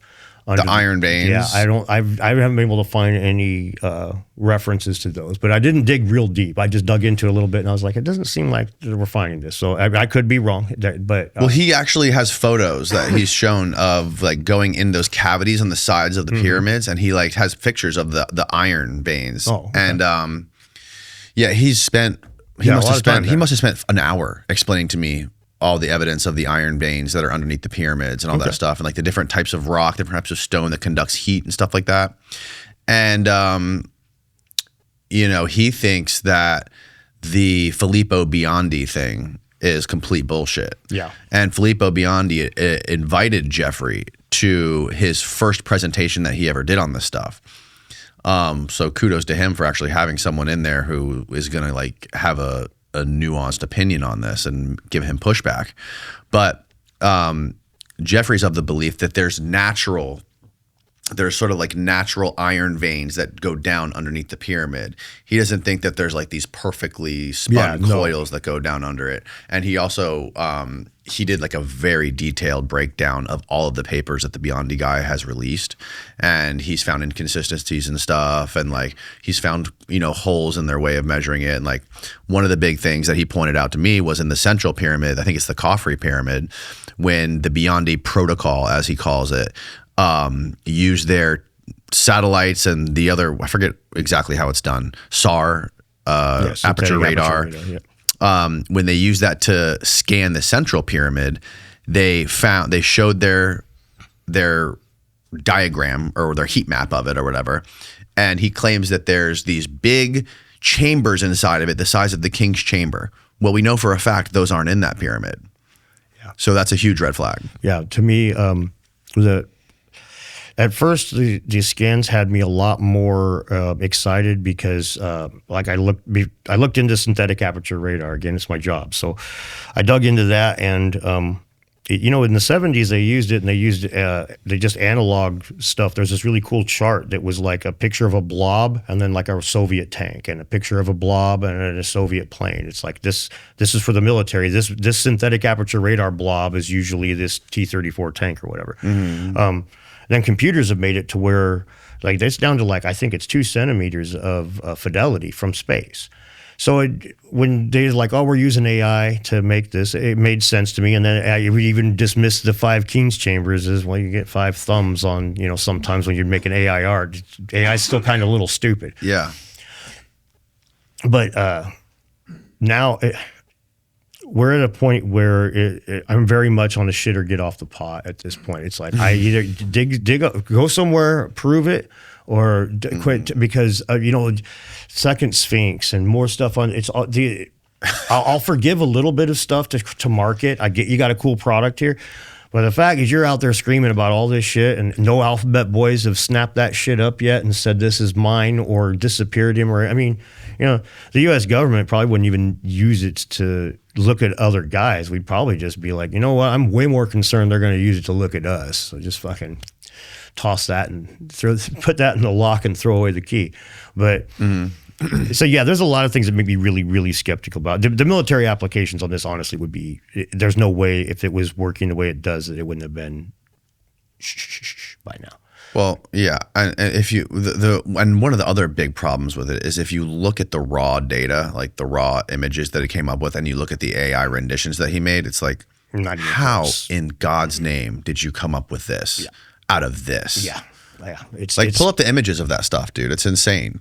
Yeah, it's gotten pretty bad. And another thing Jeffrey was telling me, he's like, because the way they went about doing that, which is, I guess it's not illegal how they did it, but like generally when you're doing that kind of stuff, you want to get like the blessing of Egypt or the people that are the antiquities or whatever. And they did that kind of like rogue without getting actual permission to do it. And now Jeffrey's saying that he talks to a lot of people that work inside like the Department of Antiquities or whatever. And they all tell Jeffrey, he's like, this guy's not going to fucking touch another grain of sand in the Egyptian desert. Like, if this guy thinks he's going to be able to do anything else after this, he's gravely mistaken. That's crazy because, this stuff is basically non-invasive, right? It totally is, yeah. They're using, the satellite data, you could even just go buy it. It's been around for a while, right? Find the one that they did of the Great Pyramid. And then the one they did of the Central Pyramid, too. Oh, yeah, the one with the 5 King's chambers. Good God. The Great Pyramid and what? And the Central Pyramid, the Khafre Pyramid. SAR Pyramid scan. Yeah, type that in. See if we can find the raw one. It's pretty crazy. Yeah, there it is. On the right. Yep, that one. Nope, left. More to the left. Left, up, right there. Oh, that thing. So that's a side angle view of the Great Pyramid. Yeah, that's not... Looks just like a pyramid to me, man. Yeah. It's definitely a. You can kind of see the outer edges of it a little bit. Mm-hmm. Even the way that they say that it works, shooting through a pyramid's a little tricky because the idea is it's reading changes in the topography, right? So it's changes in the soil. So it takes 2 scans for one of these things to work. The idea is like if you're walking on a piece of concrete and there's a tunnel underneath it and there's sand, the sand's going to vibrate differently over the tunnel than it will on the concrete. Right? Yeah. That's okay. But the pyramid ain't got tons and tons of sand covering it where they've got all this data to collate from it. So are the blocks moving every day or something? There's a lot of things that really just don't seem to add up. And, again, I was trying to be lenient at the beginning because AI is goofy shit, man. And anytime new tech comes along, it's hard to wrap your brain around it. Mm-hmm. But at this point, I need more.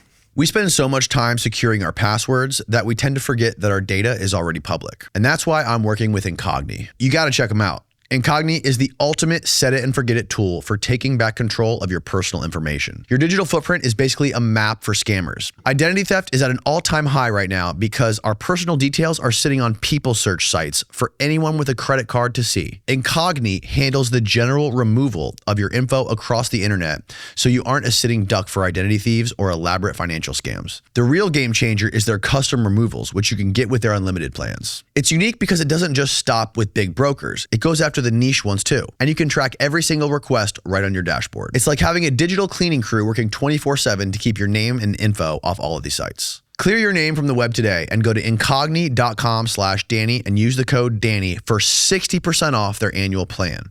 That is the best deal they offer. One more time, use code Danny at incogni.com/Danny for 60% off.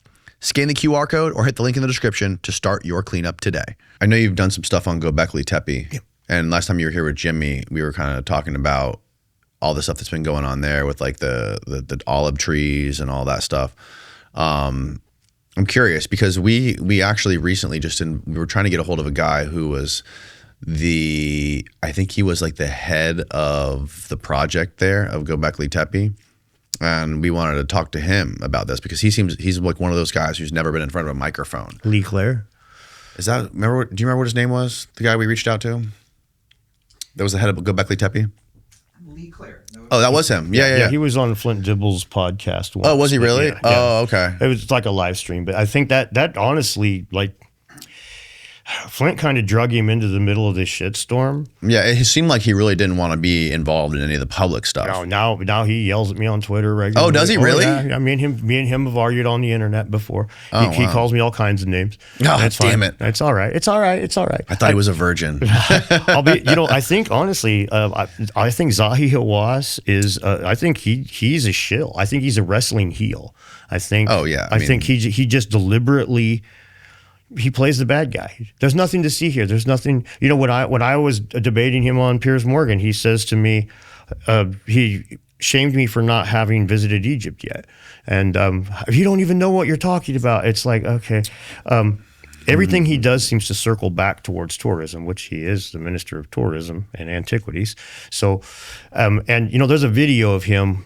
It's a 2-part video. It's an interview where he's talking about the things you want to do to increase tourism to your country. And so this is for guys like Lee Clare, right? He says, you don't want quantity of people, you want quality. You want Americans, you want Japanese, you want Chinese, you want people who will bring enough money to change your economy. And also, this is right after the whole Arab Spring when Zahi gave this speech, and he says, no matter what is happening in Egypt, those New Age people, they will come. He knows what side his bread's buttered on. And this is why I think that they're dragged their feet about investigating the muon chamber that they found with the muon scans in the Great Pyramid like 8-9 years ago. Which one's that? There's like a second Grand Gallery looking thing that they found. Oh, above the Grand Gallery? Yeah. And they haven't investigated yet. In all honesty, I think it's the same reason that they're not going to town digging at Gobekli Tepe. The mystery is what makes them money. If they find a mummy in there, Zahi's thinking they might lose tourism revenue. Yeah. And it's going to cost money to dig it out. So, yeah, there you go. Now, this is with muon scans. This is much different than the synthetic aperture radar. Muons are subatomic particles that are like all over the universe flying through space. And they pass through pretty much anything, but they do bounce around after they hit the Earth, and so they detect this by that. So it's definitely it's difficult to know. It's clearly you can see right there. They don't even know exactly how it's oriented, Right? But it's the size of like an airplane. Yeah, right? there's a big old. And just like with Gobekli Tepe, I mean, if Gobekli Tepe, if they excavated everything there, the mystery would be gone, right? And to the new agey people, these guys, Zahi Hawass, like I said, he's very clear about that being the case in Egypt. And I go out on a limb and say Gobekli Tepe, any of the places that got popular from the Atlantis bro community, right? When the Atlantis bros start talking about the place, you get increase in tourism, and a lot of those people are going to go there and spend a lot of money, but not really they want a mystery, so they don't really care if you've dug up all of 95% of the. As a matter of fact, if you haven't, then they can say, you know what, that motherfucker.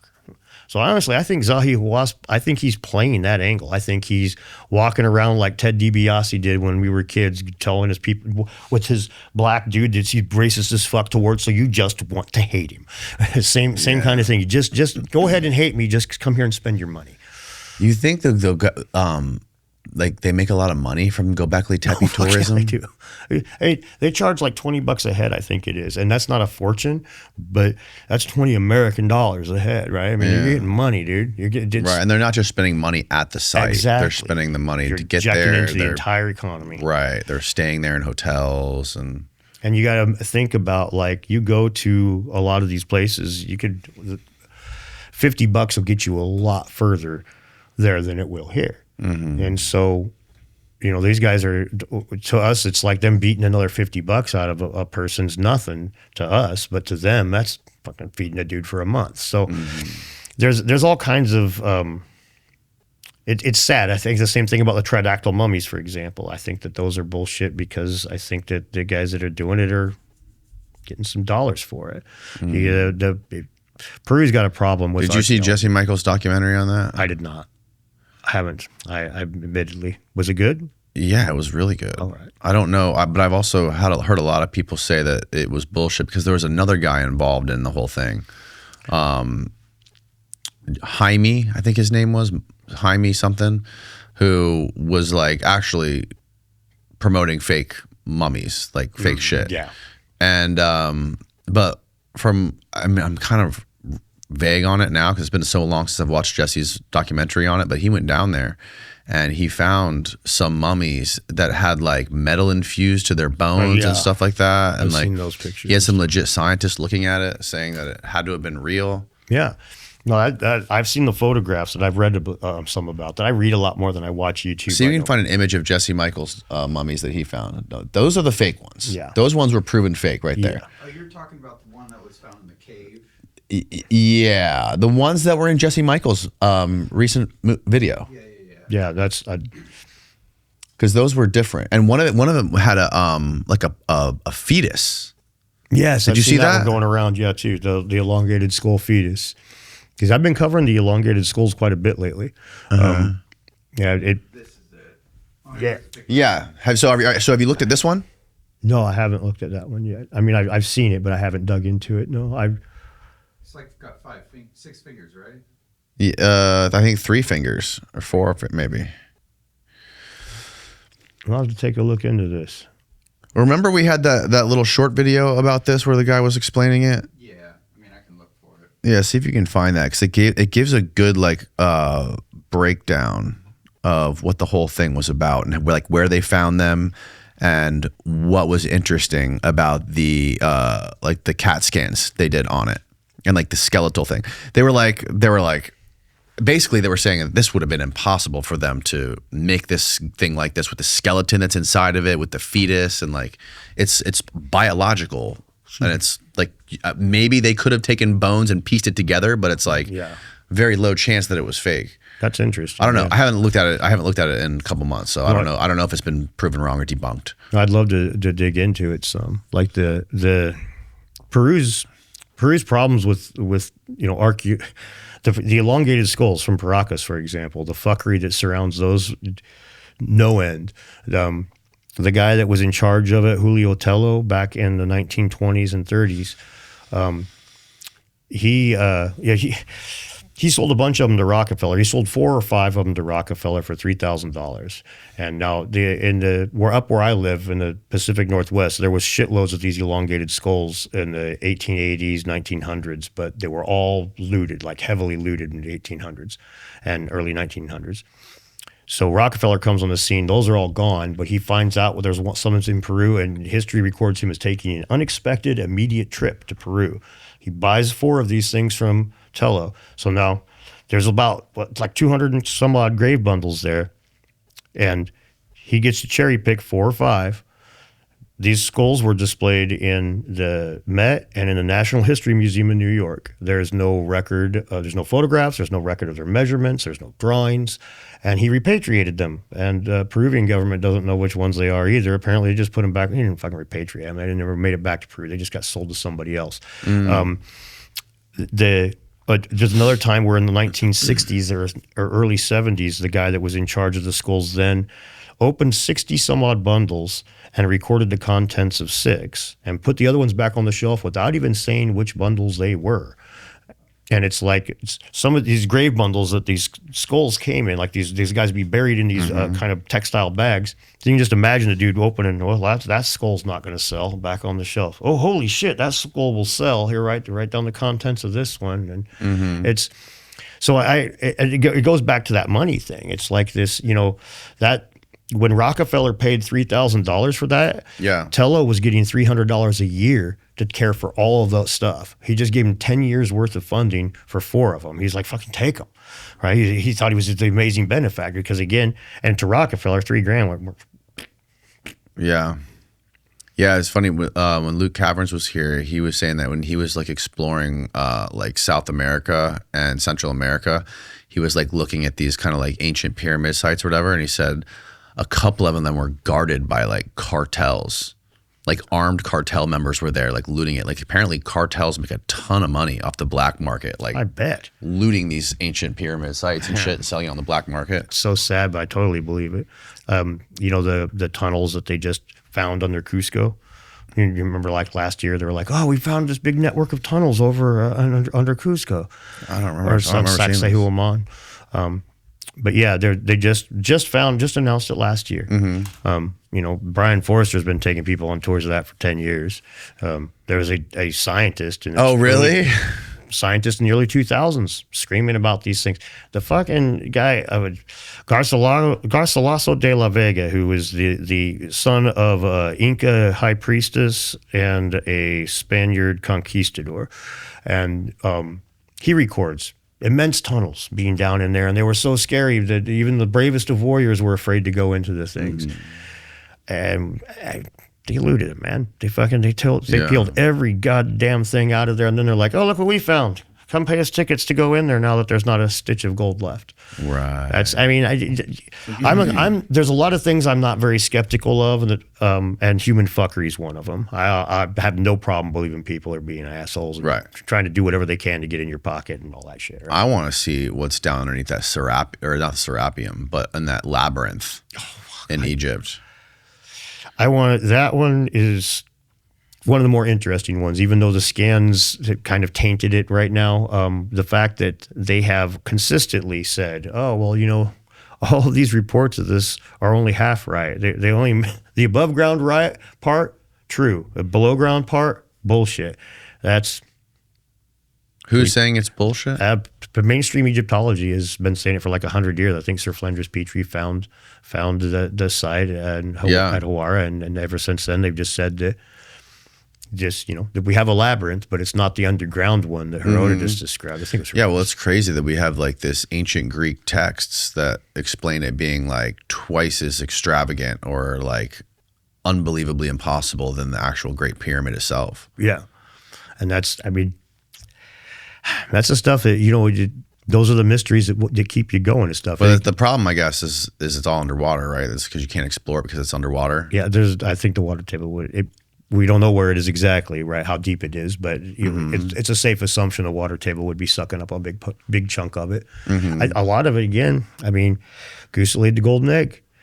Just, people go there and visit and go, "Man, I wonder if I could find a way to get down into the ground over here," as opposed to spending $20 on a ticket. Imagine how much more money they could make if they freaking excavated it, sucked all the water out of it, and like let people go down in there. Yeah, you would. But imagine how much they'll lose if people look around and if they really look hard and find nothing. If they spend millions of dollars and find jack shit, then not only do you lose millions of dollars, but you kind of kill the mystery. And I think that's a big part of it, is you really this whole stuff in my mind is fun. That when you've got 1 foot firmly into what we know and 1 foot firmly out of what we know, and you're just kind of standing in that twilight zone where it's just like, where are we? What's going on here? And you kill that mystery. You tell me where my second foot's landed, and now I'm just taking a walk. This is fucking boring. Mm-hmm. But so I could be wrong about this, but that's honestly, I think a lot of I don't think that there's some big top-down conspiracy in almost any situation. I almost always think it's just people being people, and we just all tend to, like we were saying earlier with the social media, you get twice as many clicks ripping the country in half, so you don't need a conspiracy to tear the country apart. You just turn on YouTube. Let us all go at each other. We'll all be Sasquatch taints by the day's end. Didn't Ben say there was like a giant metal object or something inside that labyrinth? Yeah, they're supposed to be. That's I believe their scans said the same thing, but again, I can't really trust the scans anymore because I ain't digging nowhere. So those are getting old, man. Do you remember when those scans were done and like who? That's the Filippo Biondi scans. That was a Filippo Biondi scan that said there was a freaking metal object down there? Yeah, that's the problem with, like I was saying, that's what they Can you find that, Steve? I'm pretty certain that it was scans that show a giant metal object inside the Egyptian labyrinth. Yeah, I'm almost certain it was those synthetic aperture radar scans. Oh, I didn't know that they scanned the labyrinth. Well, that's interesting. Yeah, and that's the thing is they don't have to. This is what's funny is they don't have to scan anything. All they have to do is buy data. They just go to the satellite companies that have already scanned it years ago and say, "Can I buy this?" That's why I was saying it's completely. This is the kind of thing. Not only is it completely unobtrusive, but it's also the kind of thing that scares the shit out of governments because you could shoot all the satellites out of the sky and it doesn't matter. We've already got the data. It's already. We've been flying satellites around the planet for hundreds of years. Mm-hmm. Yeah, see? Yep. Merlin Burroughs scans too? Oh, maybe not. Can you zoom in a little bit? After grasping the true magnitude of Tim Akers' satellite scans, a quiet urgency set in. We knew the implications stretched far beyond academic uproar, fearing not only the backlash from the establishment, but wider dangers such as revelations that might trigger disturbing interests well outside the bounds of archaeology. Our research team made a crucial decision, one born of caution. To keep the findings secret, we chose not to share any of the scan data outside our closed circle, implementing a strict non-disclosure agreement for anyone granted access to the images. This wasn't out of a desire to hoard information, but rather to protect the feasibility of our main goal, to carry out a new expedition on Egyptian soil. Right, so if you wanted to justify excavating this thing, the last thing you want to do is say we found a UFO down there because they're never going to let you do it. Exactly. So keep that a secret. Yeah. Can you keep scrolling? We learned from past experience, namely the release of our scans associated with Dr. Carmen Bolter and Klaus Donna, and especially my own Matcha expedition scans of 2008, that making loud public claims only led to temporary media attention, followed by lasting obstacle. That is so true. That makes so much sense. Keeping a low profile rather than triggering a short-lived storm of speculation would get us much further. Releasing the scans too early would risk blowing our cover with figures like Zahi Hawass and the Ministry of Antiquities, potentially landing us in the infamous blacklist that barred the independent researcher Graham Hancock. I myself have been placed on the blacklist once before, back in 2008, after presenting my Matcha expedition results during the lecture at the Ghent University. Hawass interpreted this as a breach of national security protocol, simply for publicly sharing our geophysical results. I was determined not to repeat that experience. The Egyptian prison was not the type of labyrinth I wanted to be lost in, so we chose silence over spectacle. Well, that's smart to do it that way. Yeah. I completely agree with this guy. He's doing it the correct way, which is the opposite of how Filippo Biondi did it. Yes. But where does it talk about the fucking metal object? Okay. Dippy. That's what it was. Dippy. Okay. All layers converge at the central corridor or avenue, he added, like an atrium of a shopping mall where you can see all floors from one vantage point. A hall consisting of a massive space 40 meters wide and no less than 100 meters long. My personal interpretation, Tim said, is that the entire hall was constructed to house a centrally positioned freestanding object 40 meters long. The central object is hard to classify. It appears metallic, not stone or wood. I named it Dippy after the giant Diplodocus skeleton in the Hall of London. Yeah, like it's a great image. In the National History Museum. It could be anything. Its shape resembles those Tic Tac hard mints. It might also be an upright disc or even a colossal shin ring. The ancient Egyptian symbol representing the eternal cycle of creation. The object alone raises profound questions on how did it get there and why is it there? I'm glad that it's not the same scans because that's... Yeah, it's not Biondi. No. Who is this guy? Yeah, I remember when this image was making the rounds, I just assumed that it was another one of the SAR things. And so that is supposed to be a depiction of the labyrinth. Yeah. It doesn't look like much. It just looks like a couple. Scan. Right. No, it doesn't.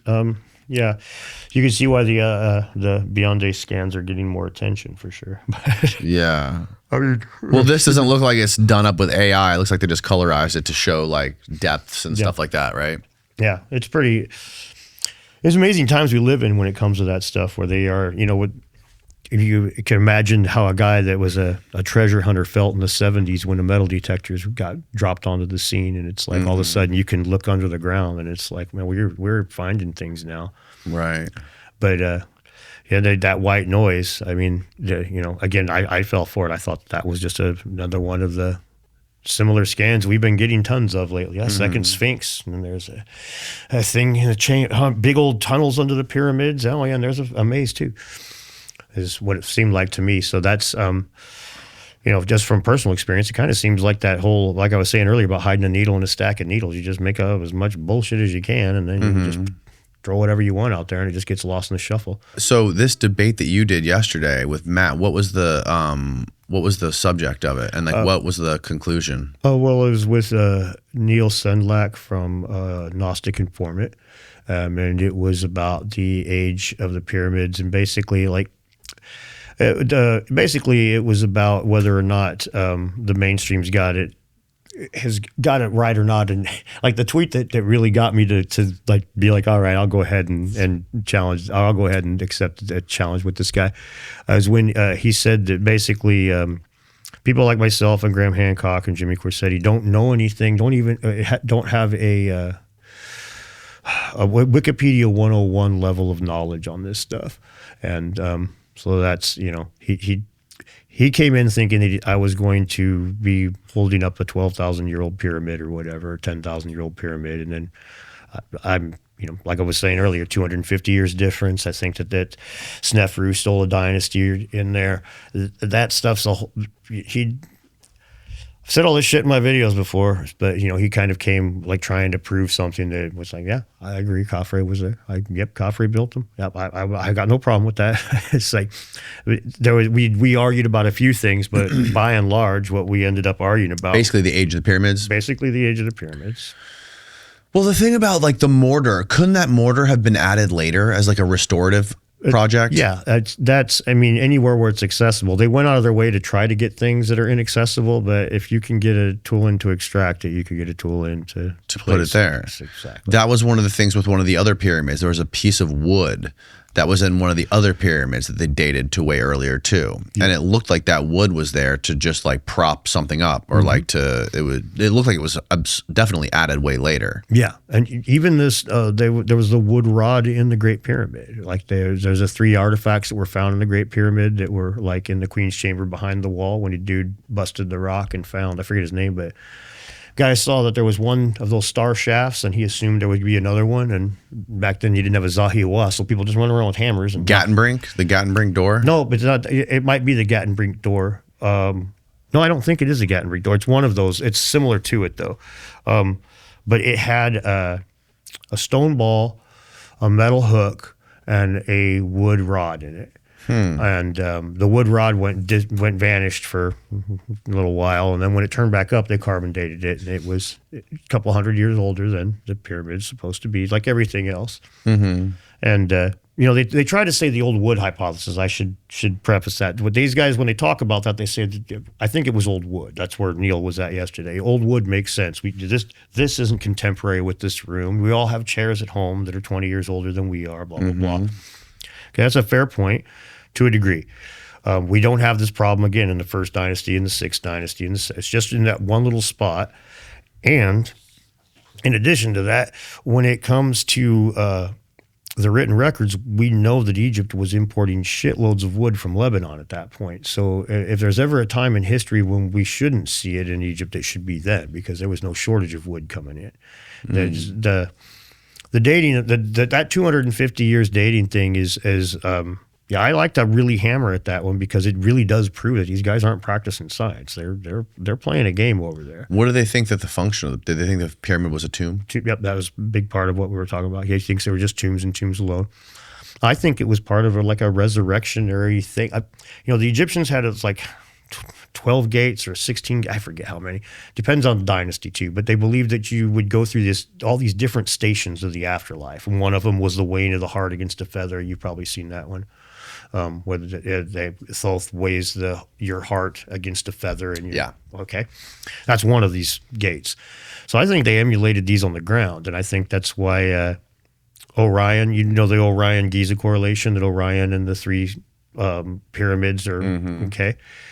Orion was Osiris, who was the god of the passage of the underworld, so it makes sense they would try to invoke him there. I don't think that any one king was laid to rest in that pyramid for longer than a set amount of ceremonial time before they were brought to another one, which is why we don't, in the big ones, which is why we don't find bodies in the big ones ever, because they were never left there. That's why the portcullis doors in the Great Pyramid, History for Granite did a great video showing how it was made to be opened and closed repeatedly, not just dropped once and never opened again. And that doesn't make any sense unless you're planning on going back. So I think that they actually emulated those gates on the earth when the king died, when the pharaoh died, and I think that's what the pyramids are for. But I've got a lot of goofy theories like that are kind of more mundane, but still fall foul of Egyptology, I guess you could say. I think the Sphinx, for example, was the Ben stone, and the Egyptian creation myth was this primordial mound that came through the water. And so the first stone that comes out of the water. Well, you go back to the Green Sahara period, 10,000, 12,000 years ago. The Sphinx, before it was carved, was just an outcrop of rock that faced due east, caught the rising sun, and it had water that was between 1 foot and 2 feet all around it.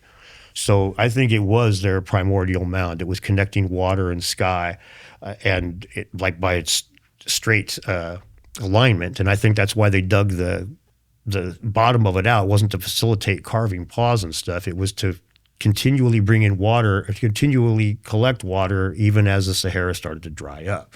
It was a ceremonial place. And it got recarved numerous times, in my opinion, and eventually to what we see now. But when it fell into disuse, it was, in my opinion, because they couldn't get water into it anymore. So it failed as a ceremonial center. It no longer did its job. And so the next guys come back, and a couple centuries later, they clear all the sands, build their little dream stela in front of it, and now they know the Sphinx, but I don't think that those guys knew the Sphinx at all. I think they were completely in the dark as to what it was really about. Yeah, to me, it just seems like it seems like the way that it's constructed, and with the different types of stone, and just the way the granite is laid out, in the king's chamber, specifically above the king's chamber with those layers of granite, how the tops are perfect and the bottoms are rough, and the shafts that don't even go outside. There's literally pieces of limestone blocking the shafts that also potentially could connect outside to these pits.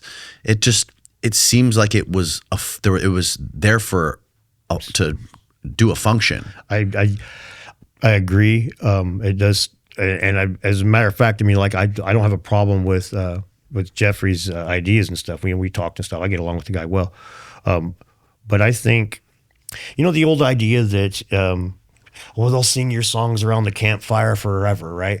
It's like the immortality in the minds of a lot of people is contingent on being remembered on the earth, and what pyramid or what Egyptian ruler gets his name said more than Khufu? Nobody. And so what better way to facilitate that than build this big old fucking mystery machine? And so again, this is my opinion, and I know a lot of people don't share it, but it's kind of Occam's razor. I'm not saying they didn't. Again, I think if we watched them build it, we'd be blown away. But I have a more mundane reasoning for it. I don't just say it's just spirituality. I got it fleshed out, and it can explain why I think what I do. But these are the kind of things that they definitely didn't think the way we think. Oh no, not at all. Right? Like our brains aren't even living in the same context that theirs were. No, you see that a lot with the ancients when they talk about nature and stuff, and they use these natural metaphors. You're like, fuck, I'm so far removed from that. I don't even know what the hell he's talking about. Right. I was a Boy Scout. Right, right. And who knows also like what kind of fucking drugs they were taking that were showing them like quantum layers of the universe that were teaching them how to like, who knows? Who knows? We have no fucking clue. And you're going to have people right now going, oh, you take drugs of the universe. I forget the dude's name, the guy that sequenced the fucking DNA. They first figured out human genome. He was on acid when he figured it out. Yeah. And a great one that I like to talk about. Is that Carey Mullis? I can't remember the name. He won a Nobel Prize. That probably is for this guy. We might not be talking about the same one, but Carey Mullis won a prize for Carey Mullis. He created the PCR test. No, you're thinking of different people. Well, but like fractals were hippie shit for the longest time. That was just, man, fractals, dude, check it out. And then some dudes like makes a cell phone antenna out of fractals, and it's like way better than anything else. And all of a sudden, it's like, not only does it change the way you look at fractals, it's like all this talk of sacred geometry that they just knee jerk at. It's like, well, a shape can be magic, can't it? maybe we should, and like to go to the drugs when they're like, oh, Graham Hancock eats a bunch of drugs and blah blah blah blah blah. And what is he? It's like, okay, the people that built that pyramid over there, that designed it, and especially in South America, were they on ayahuasca? Okay, so if I'm trying to interpret what they were about, and I don't do ayahuasca, you can have a hell of a time understanding Cheech and Chong if you don't smoke weed, buddy. Dude, have you seen this? There's a vessel that was taken from ancient Egypt, and it's in the University of Tampa, and it's called the Cup of Bes, and they just analyzed it about 2 years ago, and they found all kinds of crazy shit in this cup. It was like human bodily fluids, like vaginal fluid. Oh, damn. Water, like a Egyptian, here it is. Show us the description. Okay, here you go. Drinking vessel in the shape of in the shape of Bes. Where does it say it was from in the description of it and all that? So they They analyzed the proteins and metabolites using genetic techniques and a synchrotron radiation-based Fourier transformed infrared microspectroscopy. The authors found that the mug contained residues of psychotropic substances that included peganum, harmala, known as the harmel and Syrian rue, nymphea, nuchali var, blue water lily, and they also found evidence of human blood, bodily fluids such as oral or vaginal mucus, and breast milk in this Egyptian mug. We got no idea what kind of shit these people were consuming, bro. Yeah, no, we don't. And so the vessel in the shape of Bes played an important part in the cult all the way from the 16th century BC to the 5th century CE. So do they say when this mug was? They can't carbon date it, right? Well, they're saying that this particular example dates to the 3rd century BC. They probably could. Maybe they could date the fluids in there. Yeah, maybe. This vaginal fluid smells like. Yeah, were they able to date any of that crap? When's the Ptolemaic Roman period? That's the Ptolemaic period is the Greek occupation, and the Roman period's the Roman occupation. Scholars have speculated that they may have been used to hold holy water, wine, beer, and that cult members drunk from them, but the residue of their contents has rarely been studied until now.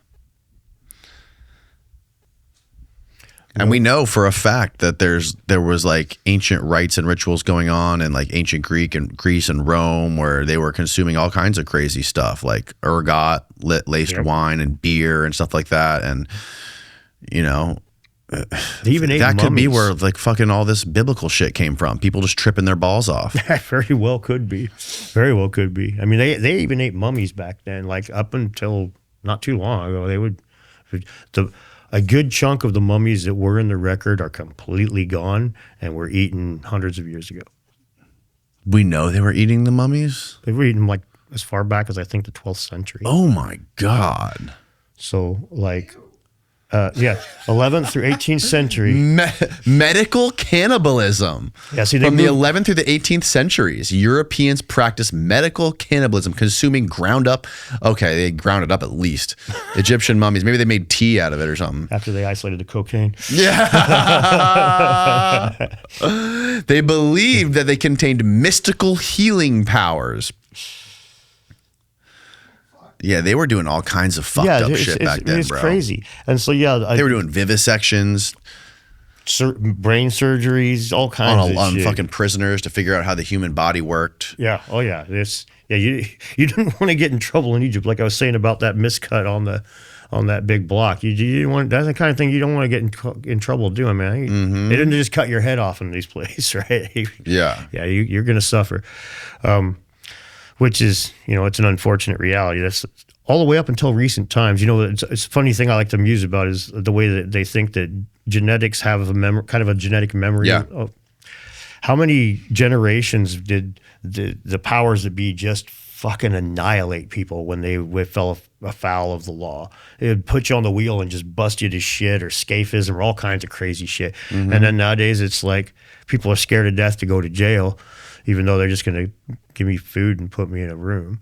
And it's like the same, like this primal fear of falling afoul of the authority. I just wonder if some of that doesn't come from, I almost wonder if they didn't know what they were doing to a degree. I'm not saying they understood DNA, but understood how to, husbandry, right? How to breed something in the right direction. Yeah. Yeah. It's insane, the history. And maybe one day we'll be able to develop like a time machine and we go back in time and watch how the pyramids were built. Go check it out in the Vatican archives. They got the little magic mirror. They say you just watch. A magic mirror? It's like a magic, supposedly like a time machine you can just watch in the Vatican archives. Some dude. Really? Yeah, I haven't heard this one. Yeah, I'm sure that it's bullshit, but I mean, didn't you do something on the Ark of the Covenant? Yeah, I've talked about it a little bit. Yeah, it's the Ark of the Covenant's interesting. It's I don't think that it generated electricity, but I don't know what all was inside of it. On the flip side, it is really interesting, as Graham Hancock points out. Moses goes up to get the 10 Commandments. He goes up Mount Sinai and he comes down, and the history or the Bible says he was angry because everybody was worshiping a golden calf, so he broke the stones on the ground. But he goes up again and meets God and comes back down again with these tablets, and this time his face shone and he had to be cover it up, like his face was glowing light. Didn't happen the first time he met God. So that's a little, as Graham Hancock points out in Fingerprints of the Gods, it's interesting. It's almost like maybe he was finding something that was radioactive, or who knows what, something that was goofy. But so the Ark of the Covenant could have all kinds of different things that it could have been. But in all honesty, I think it was more than anything else. I think it was just something that Moses copied from the Egyptians. Now, what the Egyptians had going on with arks is I would give them a lot more credence than I would Moses. But Moses was most like scholars, like historical classicists and scholars on this shit don't even think Moses was a real person. Yeah, he's like a cult leader, or excuse me, like they think he was like a made up character. Yeah, like a John Frum is to the cargo cults. John Frum. I'm John Frum. Right. Oh, John from where? I'm John from Mexico. Exactly. So, exactly. Yeah. And that, I would agree with that. But there was definitely a lot of iconography, a lot of stuff the Ark is an Egyptian idea. There's arks all over. There's the Ark of Horus. It's much cooler looking than the Ark on Indiana Jones, if you ask me. Really? Yeah, yeah. The Ark of Horus? The Ark of Horus. Yep. I haven't seen that. Well, I'm sure Steve will find it. He's pretty ninja-like. Yeah, the Egyptians had a bunch of arcs. It wasn't. That's cool. See, like I say, way fucking cooler than the regular Ark of the Covenant, in my opinion. Oh wow. There's a good. It's kind of blurry. But like, they think these were made to emulate like the solar barks. Yeah, it's possible these people believed in magic. Yeah, just a little. Oh, just Another thing is those doorways too. Like a lot of those doorways that are everywhere, all over the ancient world, of these like stone. They look like they remind me of like the portals in Minecraft. You know? Yeah, I know. It's a weird thing because on the one hand, it's like, none of the Stargate talk seems to have jumped up around the pyramids and stuff until Stargate the movie came out, which is a little bit of a red flag in my mind. But at the same time, it's like all of these things that are, why would you carve these fake doors? This is a lot of work. I think that's one thing they really discount. It gets discounted a lot by academics, is just how fucking hard it is to make a lot of these things. Mm-hmm. And so you make 3 fake doors, for example, and that's weeks of work. Hundreds and thousands potentially even of man hours go into that. And so you would think there's probably some sort of a reason. Yeah. But I guess like if your belief was strong enough and these people really did believe in these like cosmic powers or these omnipotent gods who can literally control the weather and control whether you live or die. I can imagine that they would go to, the feat of crafting something over 20 years like that if they really believed that, I have no problem with that. It's not that crazy. No, it's not that crazy at all. I don't think we have to distill everything that we see back then to a like materialistic view. No.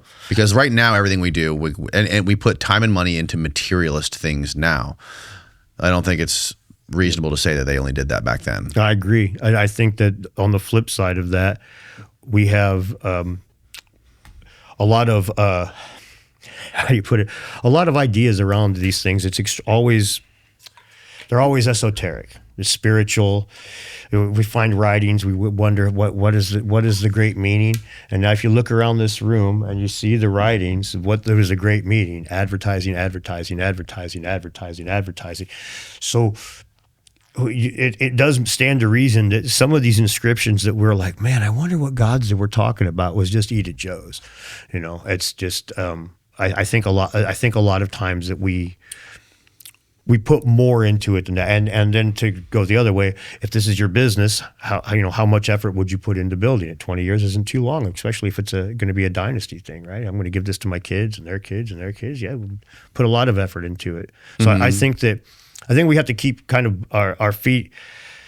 The ancients did think about things a lot differently than we do, but there's also, I'll guarantee you that there was a caveman, more than one caveman, that was denying the existence of gods 50,000 years ago. I was there on the hill the day Grok got killed, and there was no fucking God there.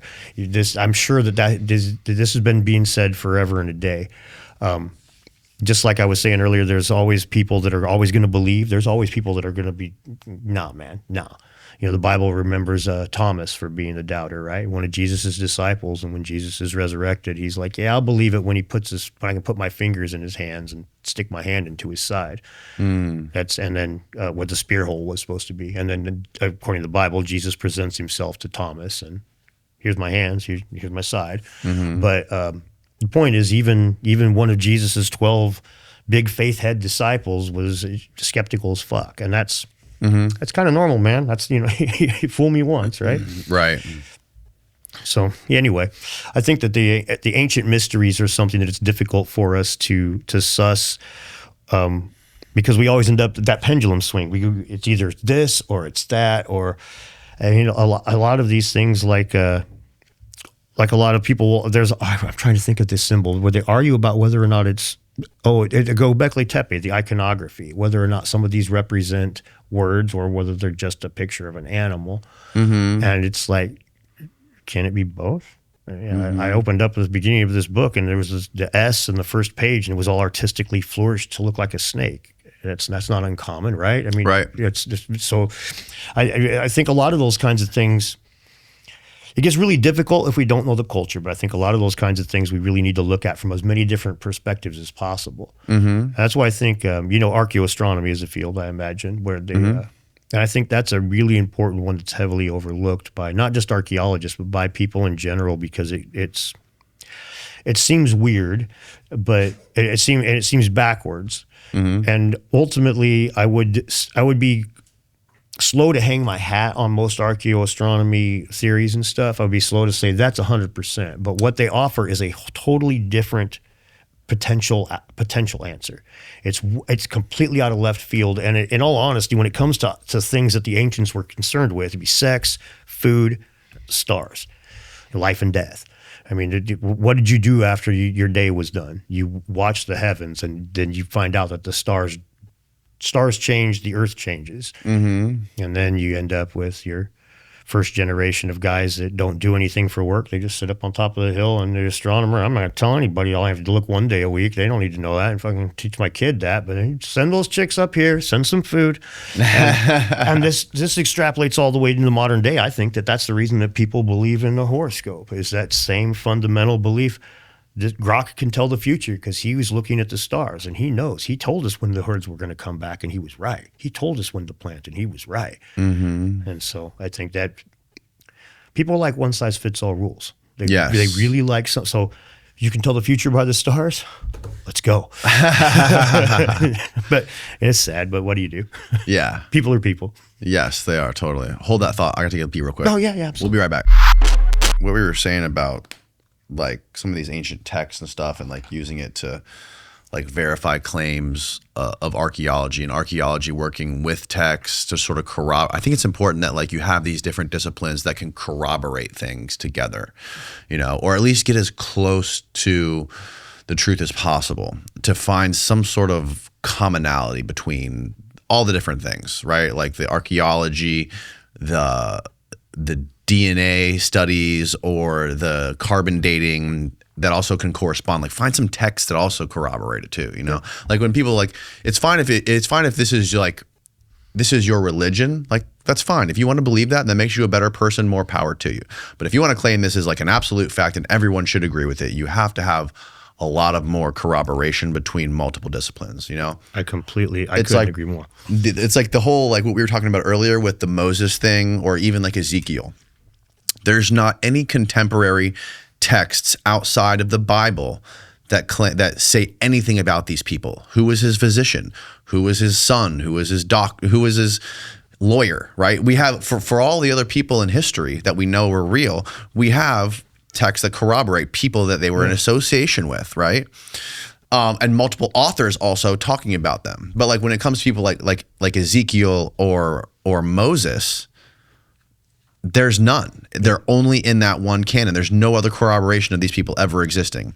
And the analogy that I think is great to describe this would be like 2,000 years from now, people are claiming that Gandalf was real. And how do we know that? Because there's this divinely inspired trilogy called The Lord of the Rings that says he lives in the center of the earth. Yeah, exactly. That's pretty good. And but that is, I completely agree with you there. It's unfortunate, but it's hard for us to peer back and to pierce the veil. And it takes, like I was saying about archaeoastronomy, it takes all these different angles and stuff. And it's without those different angles, first of all, you have to accept there's a mystery. If you don't accept there's a mystery, I say this a lot because atheists love to say if you say that God did it, you're worthless to me in the lab. And it's like, well, I'll take it a step further, buddy. The minute you say the science is settled, the minute you say we know, you're worthless in the lab. But I'll give you an example from myself to promote my own crap. I've got a theory on the Baghdad Battery that's more in line with what Jeffrey would think. The Baghdad Explain what that, the Baghdad Battery is the pot that was found in Baghdad. It's a couple thousand years old. It's got a copper tube that encloses a iron rod. The iron rod's pitted. Some people have claimed that there is like vinegar residue inside of it. It's been stolen. It disappeared in like 2003 from the Alphabet Boys grabbed the thing and when they went over to Iraq. So I'm sure that it's totally not on a rich dude's shelf somewhere. But Anyway, they think the fact is that setup would be a galvanic cell. That could work as a galvanic cell if you filled that with an electrolyte, which vinegar would work. But what's a galvanic cell? A galvanic cell is a type of battery that converts all batteries convert chemicals into electricity, right? Okay. In this one, the way that it works is the copper is called the cathode, and the copper draws. Basically, it creates kind of like a vacuum where it wants electrons to come to it. So the iron starts shedding electrons, and that flow of electrons creates electricity. That's what electricity literally is, the flow of electrons. So the thing is, the copper grows and the iron shrinks. If you were to, instead of using a vinegar as your electrolyte, if you were to use, say, the acidic runoff from a mine that had gold and silver in it, the galvanic cell, the way it functions, it'll separate those metals, noble from non-noble. So at the bottom, you would get a sludge that would be iron and magnesium and nickel. And then on the cathode, on the copper itself, you would get copper, mercury, gold, and silver. So I don't think that these things were made to create electricity. I think that somebody figured out that if you put copper and iron in acidic mine runoff, that the copper will peel the gold out. And then take the next step. The iron piece is pitted, it gets smaller, and then gold magically appears inside. I bet you they thought this was alchemy. I bet you this is where the idea of that comes from. Wow. And that's pretty crazy. And to dovetail with this, the things that the debunkers say, there's other jars that have similar components, but they're not arranged the same, and they have scrolls inside. So the debunkers say this is probably just a scroll jar. But in those, the scrolls are always esoteric, some of them directly talking about alchemy. So it seems to me like it seems to me way more likely that this was what it was used for than to power some electrical device we have yet to discover. Right. People wanting all you had to do would be drop a piece of iron and a piece of copper in some of that mine runoff. Like I say, come back 2 days later and that copper will show you the magic. It's like discovering cheese. It's pretty easy to do. And once it's done, you just don't tell anybody. Just hide it because you're over there, 20 jars over there mining gold for me. Wow. So anyway. That makes sense. And thank you. And I think it falls in better alignment with Occam's razor and with the data we have in the record. But it took not disregarding the fact that this could have been a battery. I couldn't just knee jerk and say, that fucking ancients didn't have electricity. That's stupid. I had to actually look at it and say, okay, well, what do we got here? Let's think about this. Okay. Dave Farina is a chemist. He should have known this. He's done videos on galvanic cells. Has he done videos on this thing? No. No? But had he done a video on it, it would probably been like Milo Rossi's where he just talks shit about it. And the thing is, if you take a little time, there's no reason I should have come up with this idea before he did, except for I didn't just knee jerk and say, this is stupid. And again, he's done videos on galvanic cells, straight up.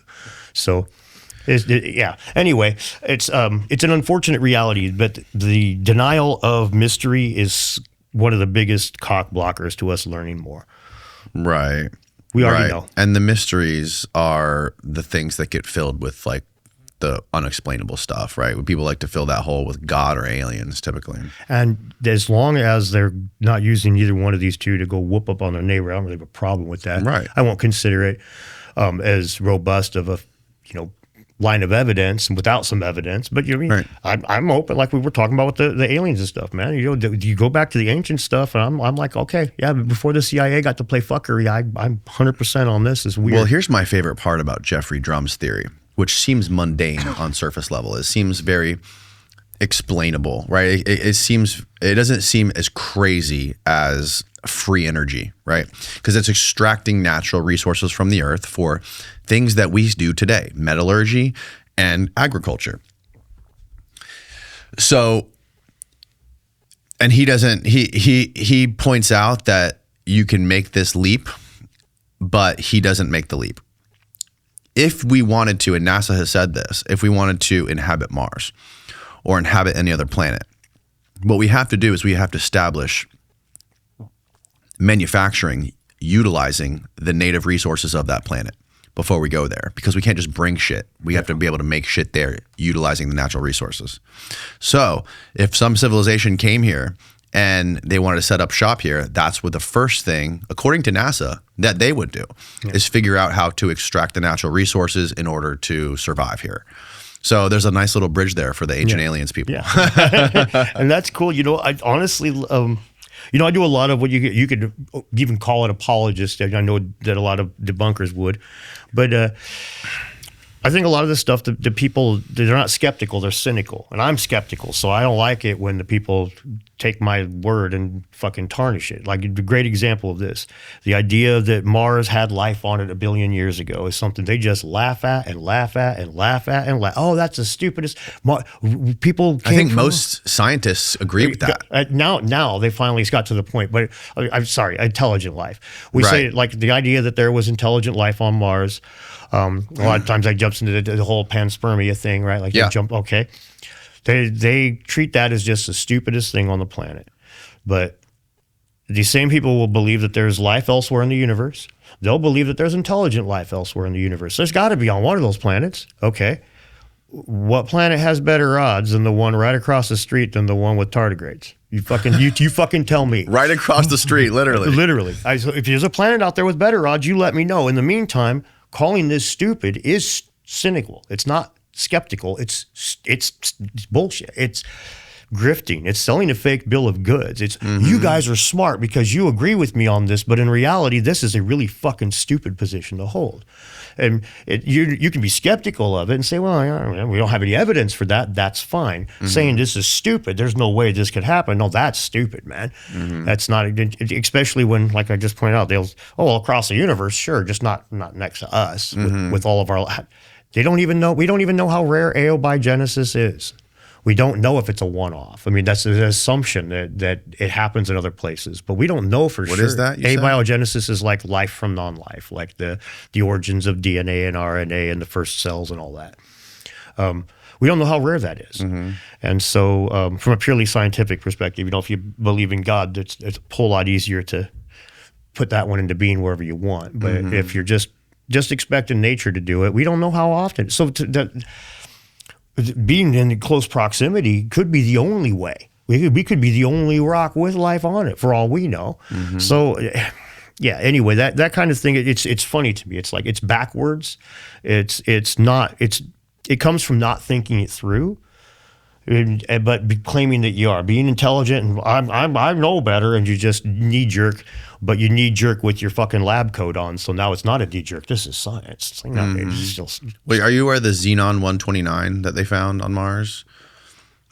So it's an isotope, I believe, xenon 129 that they discovered on Mars. That I think it really blew a lot of people's perspectives out of the water that they found that there, because we know that we found it here, and the only place that we find it on Earth is at ground zero of nuclear tests when we detonate nukes. I remember hearing evidence for nukes on Mars, but and there's a whole big theory on how there was like an ancient nuclear war on Mars.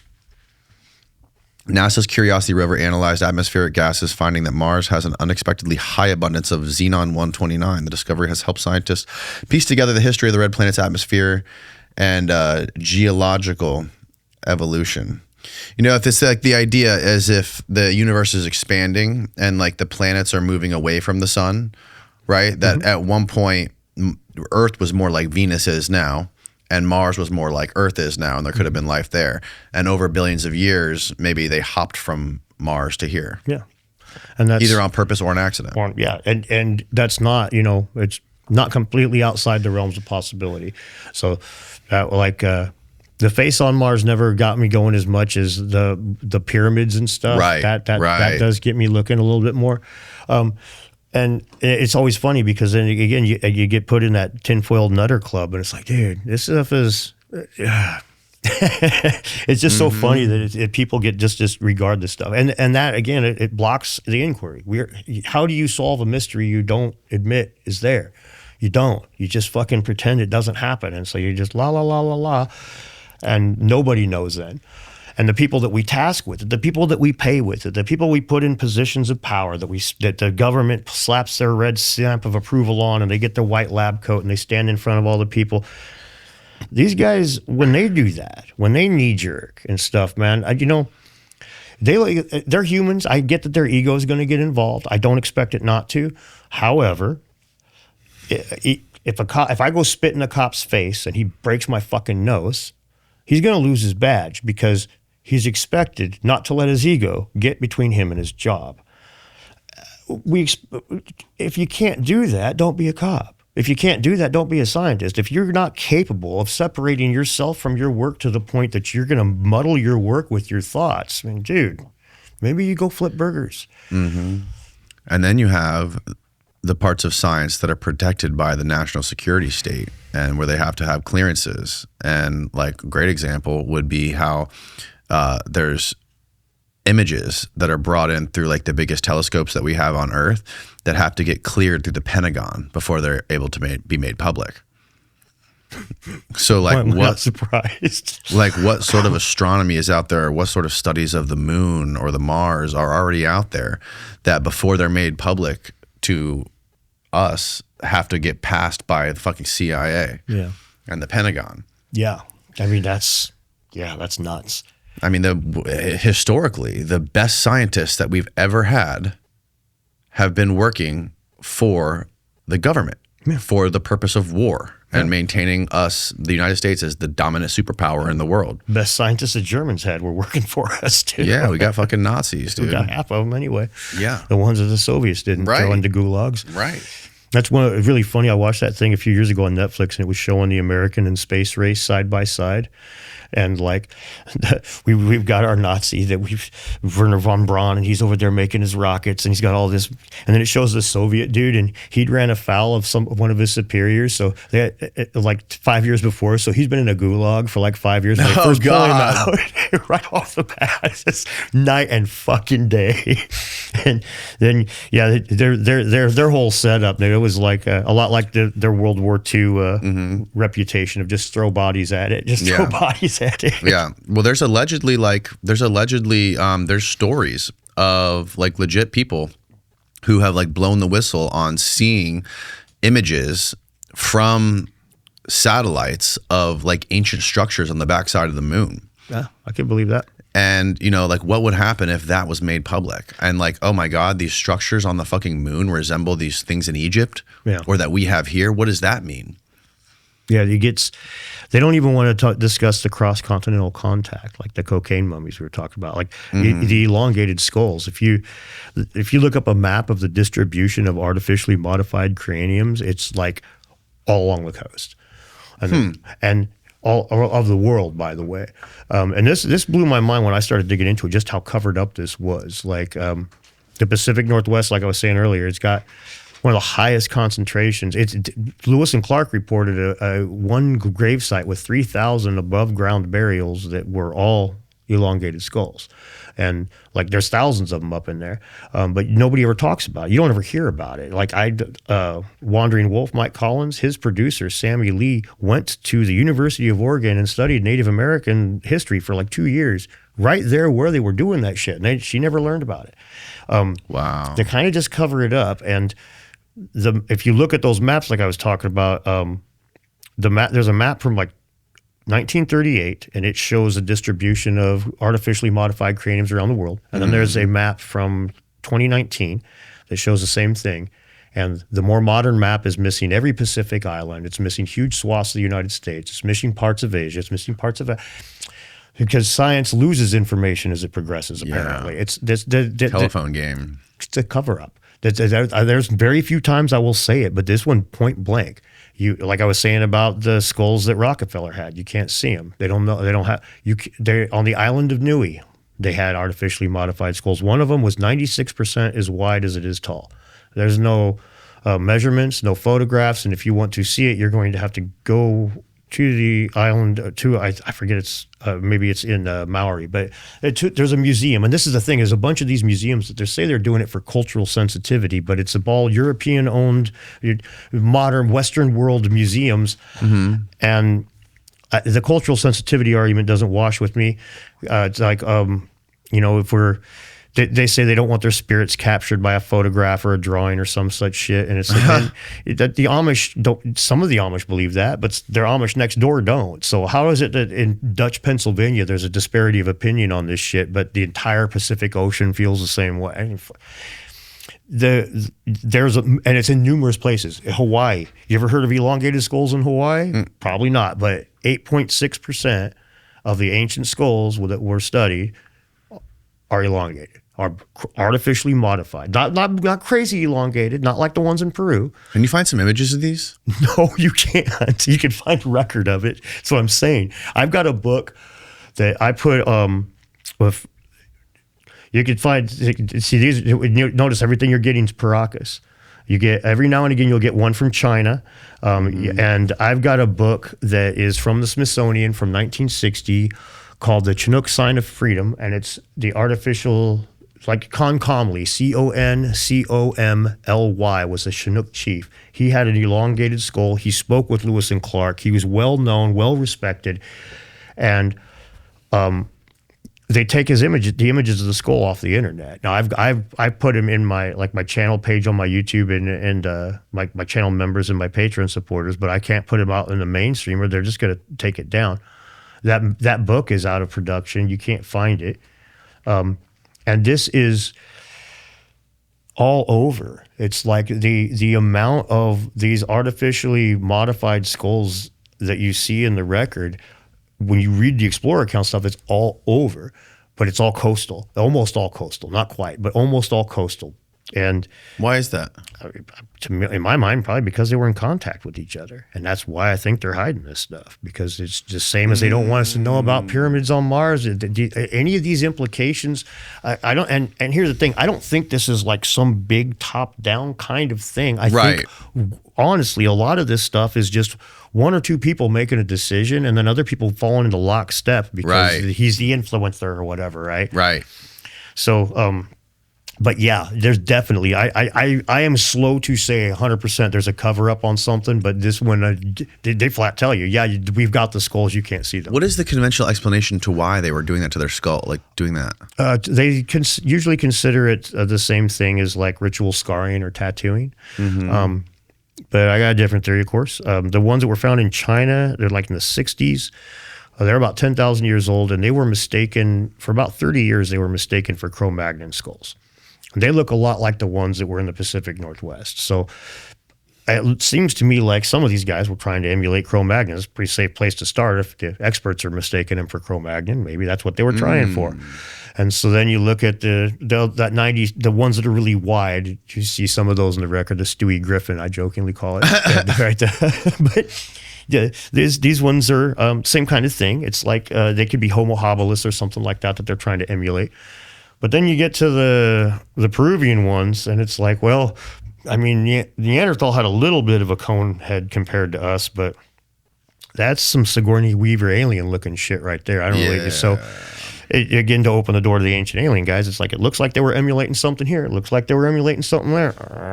Maybe they were emulating your aliens over here, boys. I don't know. Yeah, maybe they were seeing aliens. They thought they were gods, and they wanted to emulate the gods. Or it could be so many things. It could just be like one that they were smart. They show up, and it's like they teach people stuff and whatnot. And one smart dude. Yeah, they put a wig on, or is that the real hair? No, that's the baby from Peru. Yeah, that's real hair. Wow. But yeah, if you look, what are the ones? If you check. Fucking crazy, dude.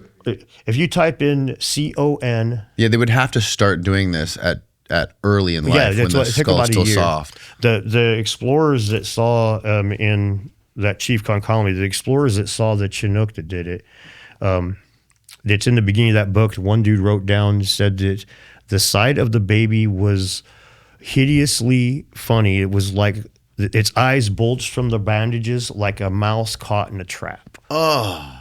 Could you imagine doing that to your kid? Oh. So it's like they had a pretty damn good reason for doing it. God, dude. Yeah. It's pretty, I mean, it's pretty crazy. But You know, it's one of the things that's funny is these guys down in Paracas, down in Peru, those skulls are huge compared to most of what we see in the rest of the world.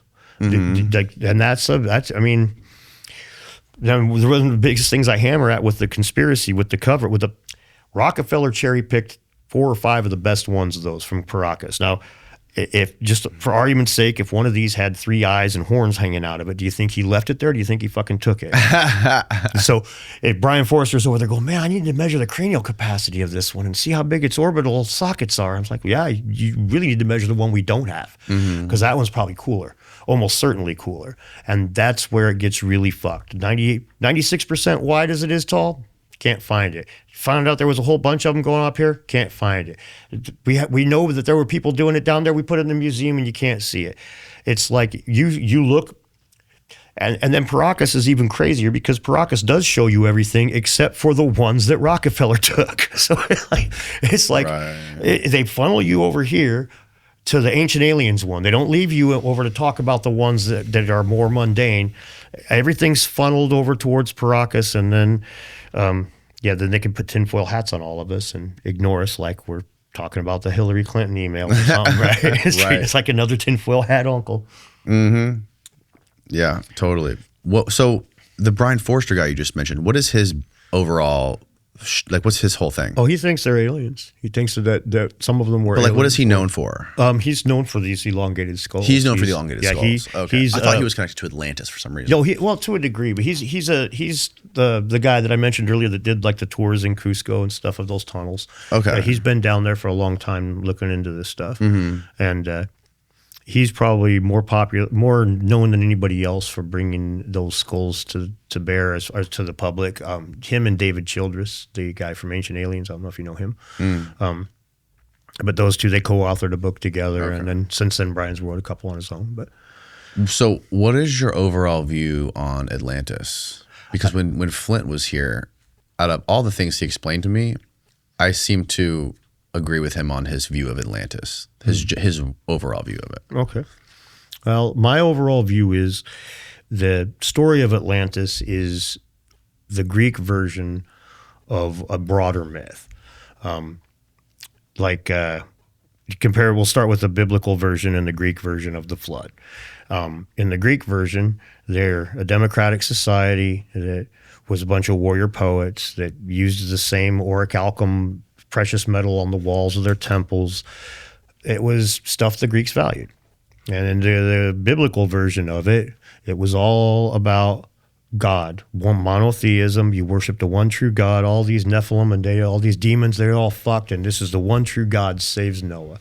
It's like a cultural lens applied to something that the ancients seem to have taken for granted happened.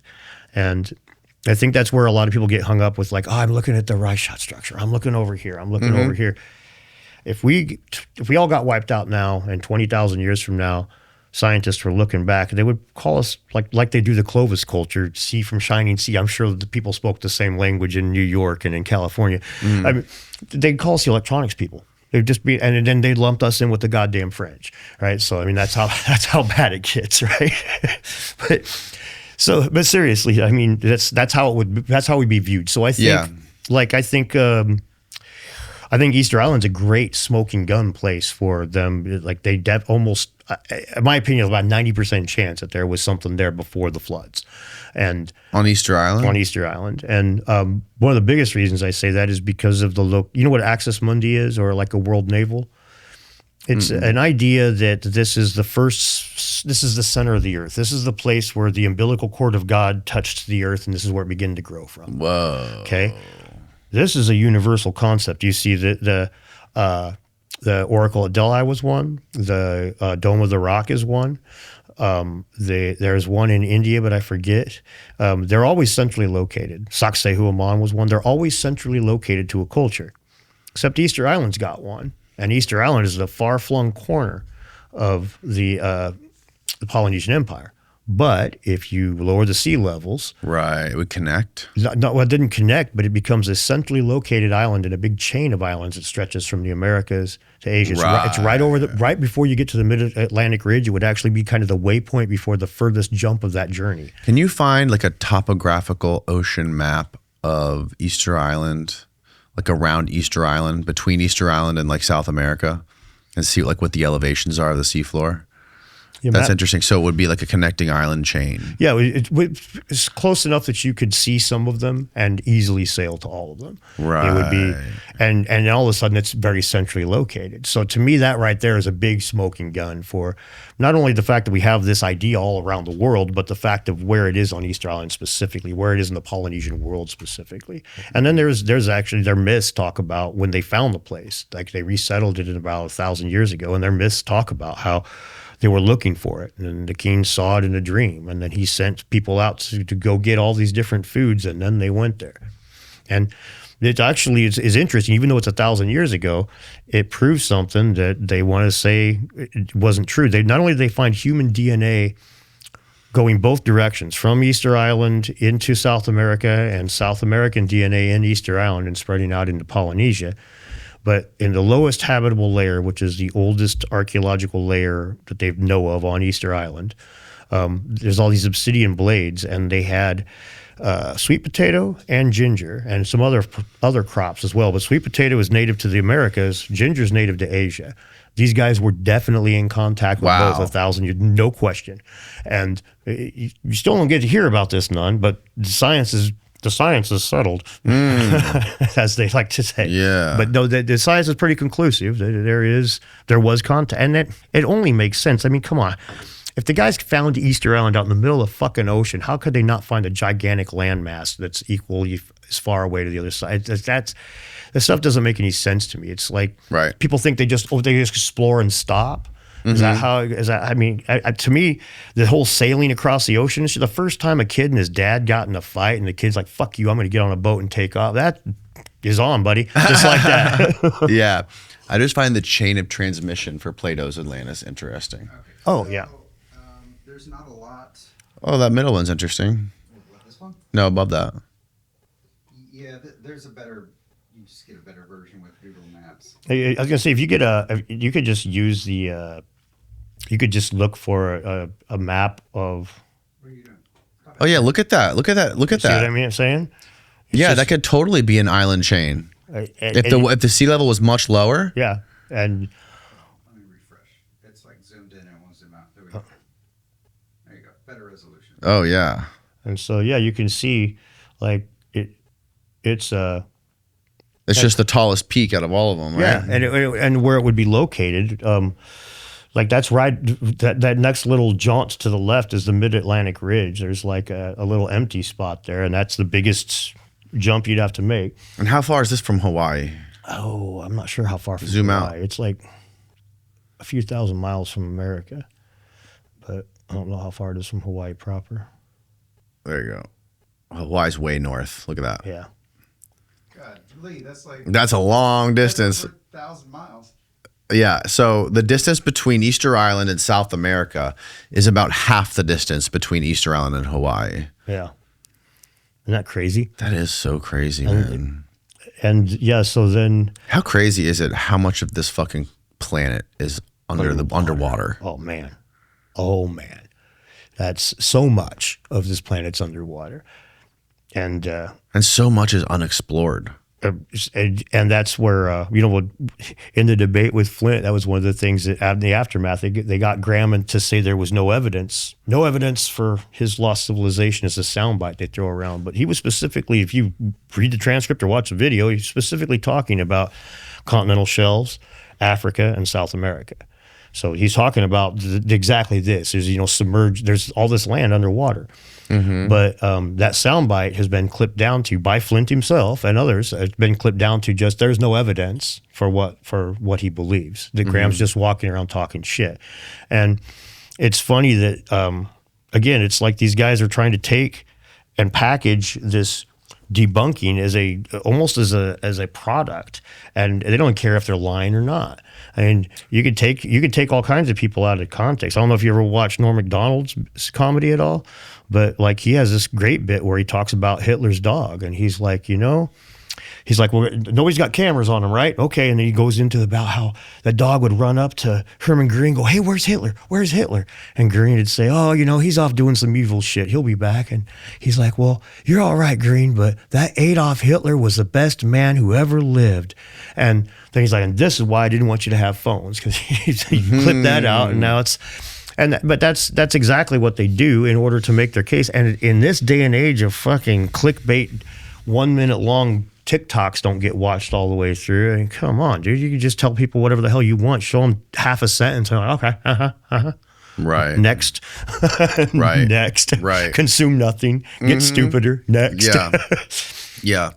But it's easy to see, like, with the whole chain of transmission of the Plato story, it's very interesting, right? Because, like, I agree with you. Like, there's so many more myths, flood myths, that corroborate that are run parallel to the Atlantis story that seem to be making a pretty strong connection to it. The Plato account of it is very interesting. Of like how long, like there was like 1,000 years or something of oral transmission of that story allegedly before somebody told it to the Egyptian priestess, who told it to Solon, and then another few hundred years before Plato ever got it. And then you have like every modern classical Greek scholar who studies Greek texts and studies people like Plato and Socrates and all these people. They all say that like Plato was a known liar, and he was coming up with allegorical stories and stuff like that, like the cave and all that stuff. And they want to argue that Plato like was most likely just trying to use this as like an allegory for something. Yeah, and right? I think he was.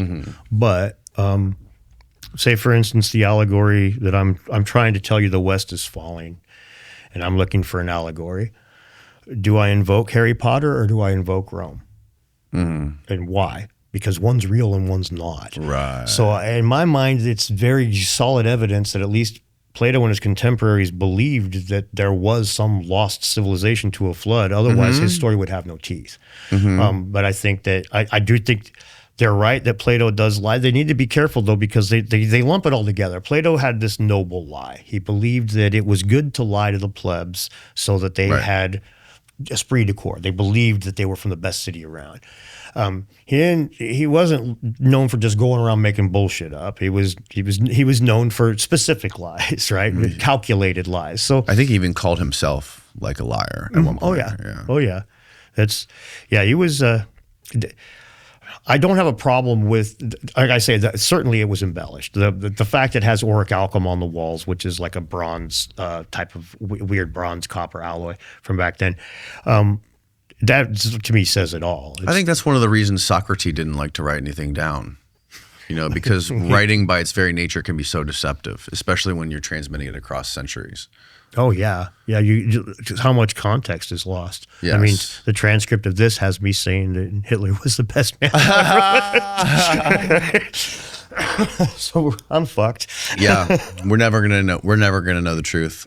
No, I agree. Or at least we can scream at each other on microphones and on Twitter for the rest of our lives until we have the chips tapped into our brains and we're living in some sort of a fucking weird metaverse simulation. We already do, man.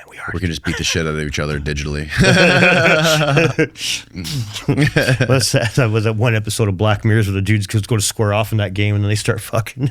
They're dude and chick in the game, but in real life it's two dudes. You seen that one? No, I haven't. But it's funny. They go in there and they're like, it's a real life fighting game, and then they start fucking. And then, oh my god, that's so weird. Fucking hilarious. It's a weird episode, man. That show's fucking weird, man. Yeah, that was a good show. Yeah. A lot of it's coming true already. Dude, Max Headroom, if you ever watched that one. No. Max Headroom was a TV show in the 80s. It was about, in the future, television, TV corporations own everything. The government's there, but it's completely subservient to these television networks. They're all in a battle for ratings. And this one guy, Edison Carter, he's this reporter who's like undercover reporter. He does all these groundbreaking corruption stories. And the network he works for loves him because he gets good ratings, but they hate him because he's always snooping into their shit. So they download his brain and accidentally halfway kill him. He ends up surviving, but they put his brain in and make a digitized version of it to go talk to the people and stuff so they don't lose their number one lead. And they just did that to a fruit fly, right? Right. You saw that, right? Where the fruit fly's running around the physics engine. Did you see that? Oh, wait, no. Fuck, yeah. Dude, yeah, if you could pull that one up, it's worth looking at. See if it's a video, probably a minute or two long. They took a fruit fly's brain, they sliced it up like super tiny little things, and they sequenced it and mapped it and put it into a computer. And like 3 years later, they digitized that completely and dumped that fruit fly with the brain into a physics engine, and it started walking around, looking for food, cleaning itself. What? This was something it's mind blowing, but we're there now. And like I say, man, How recent was this? I think they just did this last year. This was super recent. That's not the only thing Max Headroom predicted. Like they've got their guns have ammunition or have M16. Excuse me, their movies. There we go. Researchers, this is from UC Berkeley. Researchers simulate an entire fly brain on a laptop. Is the human brain next? By digitally mapping the whole brain of a fruit fly, scientists hope to gain insight into human brain disorders. That's the fruit fly's brain right there? Mm-hmm. Wow. Rendering of all the neurons. Dude. A 3D rendering of all 139,000 neurons in the adult fruit fly, October 2nd, 2024. So 2 years ago. A large team of scientists recently completed the assembly of a complete wiring diagram for the adult fruit fly brain. Oh my God. 50 million connections to 139,000 neurons in a computer. The simulation can run on a laptop and proved amazingly good at predicting how the real fly brain responds to stimuli. In a paper published today in the journal Nature, the same issue in which the fly brain's wiring diagram, or connectome, is announced.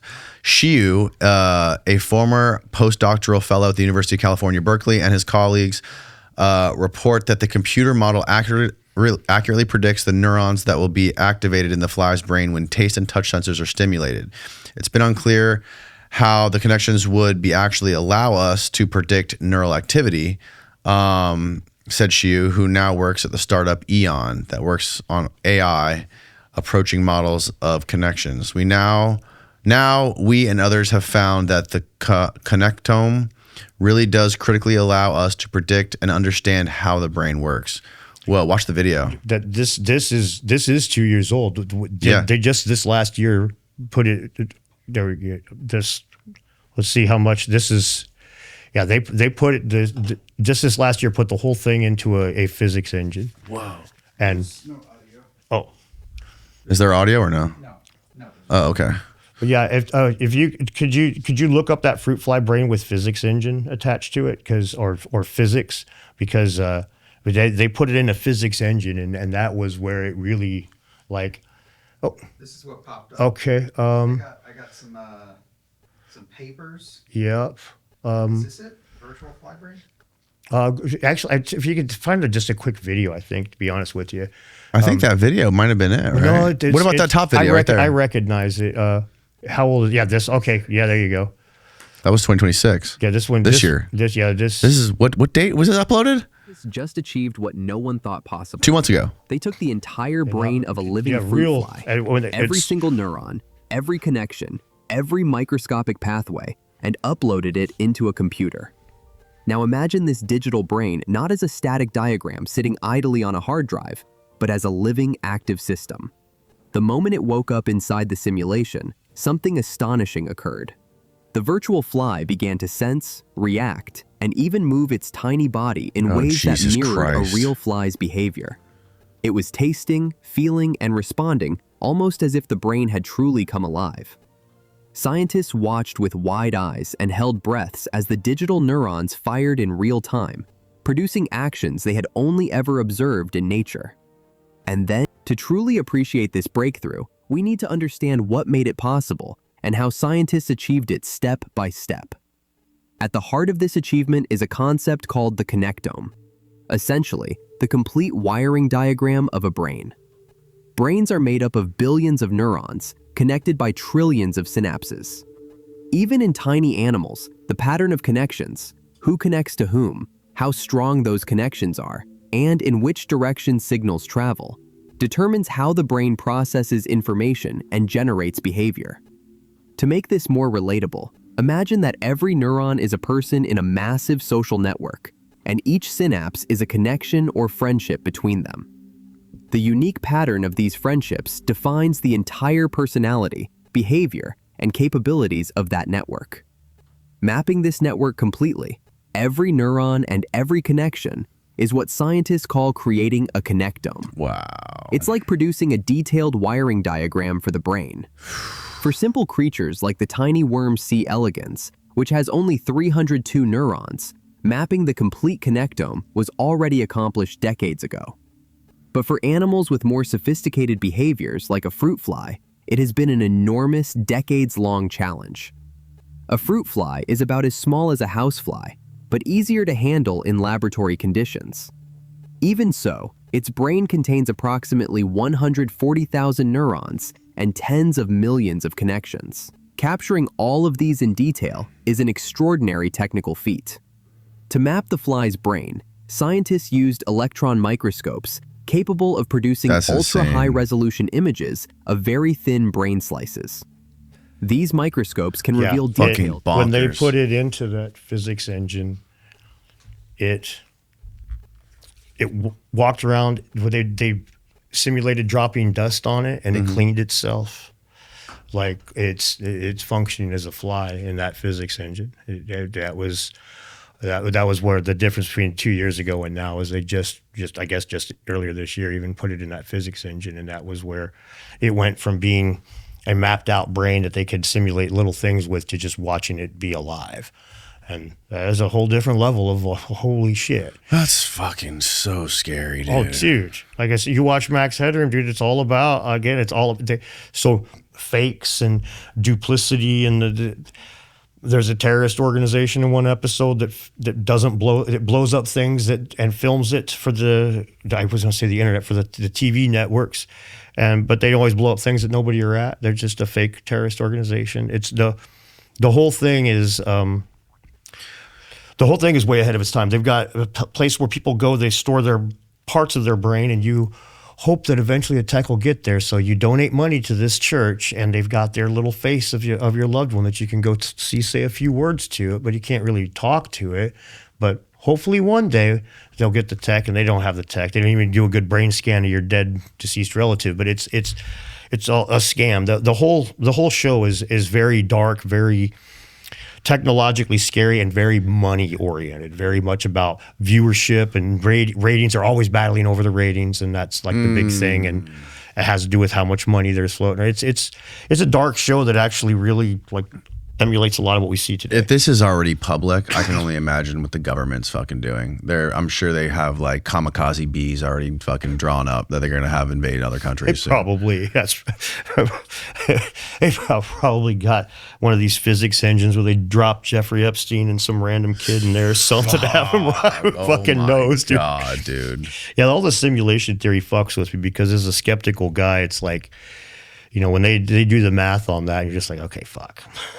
It's like, if we could create a simulation where everything that lives in that simulation was like that fly thought it was real, how many will we make? And if the answer is 2 or better, the odds just went way down that this is a real world and not a fake one. And so, like, when you start looking at it, you're like, well, we'd probably make a few billion. You know, we'd have some for Fortnite, and we'd have some for also. It's like, oh shit, man. Yeah, I guess the only thing about that is you can't prove it or disprove it, and it ultimately doesn't matter. It's one of the 3 fundamental things we have to agree on in order to have a meaningful conversation. We both exist. The universe exists, and there's laws that the universe adheres to. We can 100%.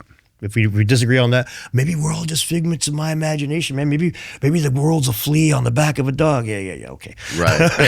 Fucking, it's worthless comment. Well, dude, thank you for coming and doing this, man. This has been super fucking fun. Thank you for having me, man. Dude, this has been great. I really appreciate it. Yeah, man, of course. My pleasure. And we got to do it again. Would love to. Tell people about your YouTube channel and all your stuff online. My name is Dedunking. That's 2 D's like my ex.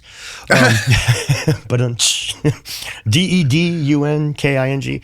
I'm on Instagram and I'm on Twitter, mostly on YouTube. And I talk. A lot of times I hold the scientists to, the scientists. I hold them to account. A lot of times I'm just talking about mysteries and looking into stuff. I do a lot of talks nowadays. I'm going to be again in October.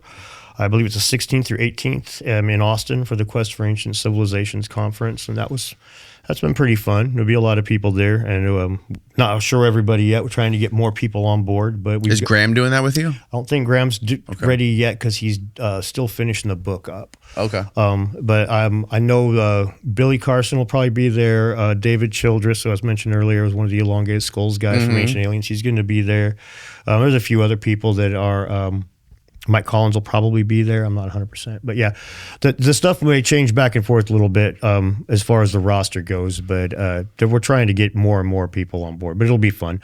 Those kinds of things are always enjoyable because I've learned that people that come to watch me at an event like that, they can watch me at home for free with no airfare, sleep in their own bed, and wear their underwear when they watch me. Instead, they've come to talk to me, really, is the thing, or me or other people there. The people that came for me came to talk to me. So I've been making myself way more accessible and spending time listening to the theories, whether they're batshit crazy or not, and communicating. If I've got a fan, I'll sit down and shake their hand and spend some time talking to them because, I mean, I think in this day and age that we're all so distant with the screen separating us, we all forget that we're all real people here. We're all Sasquatch taint to someone. We're all Sasquatch. Oh yeah, again, I got to say that one.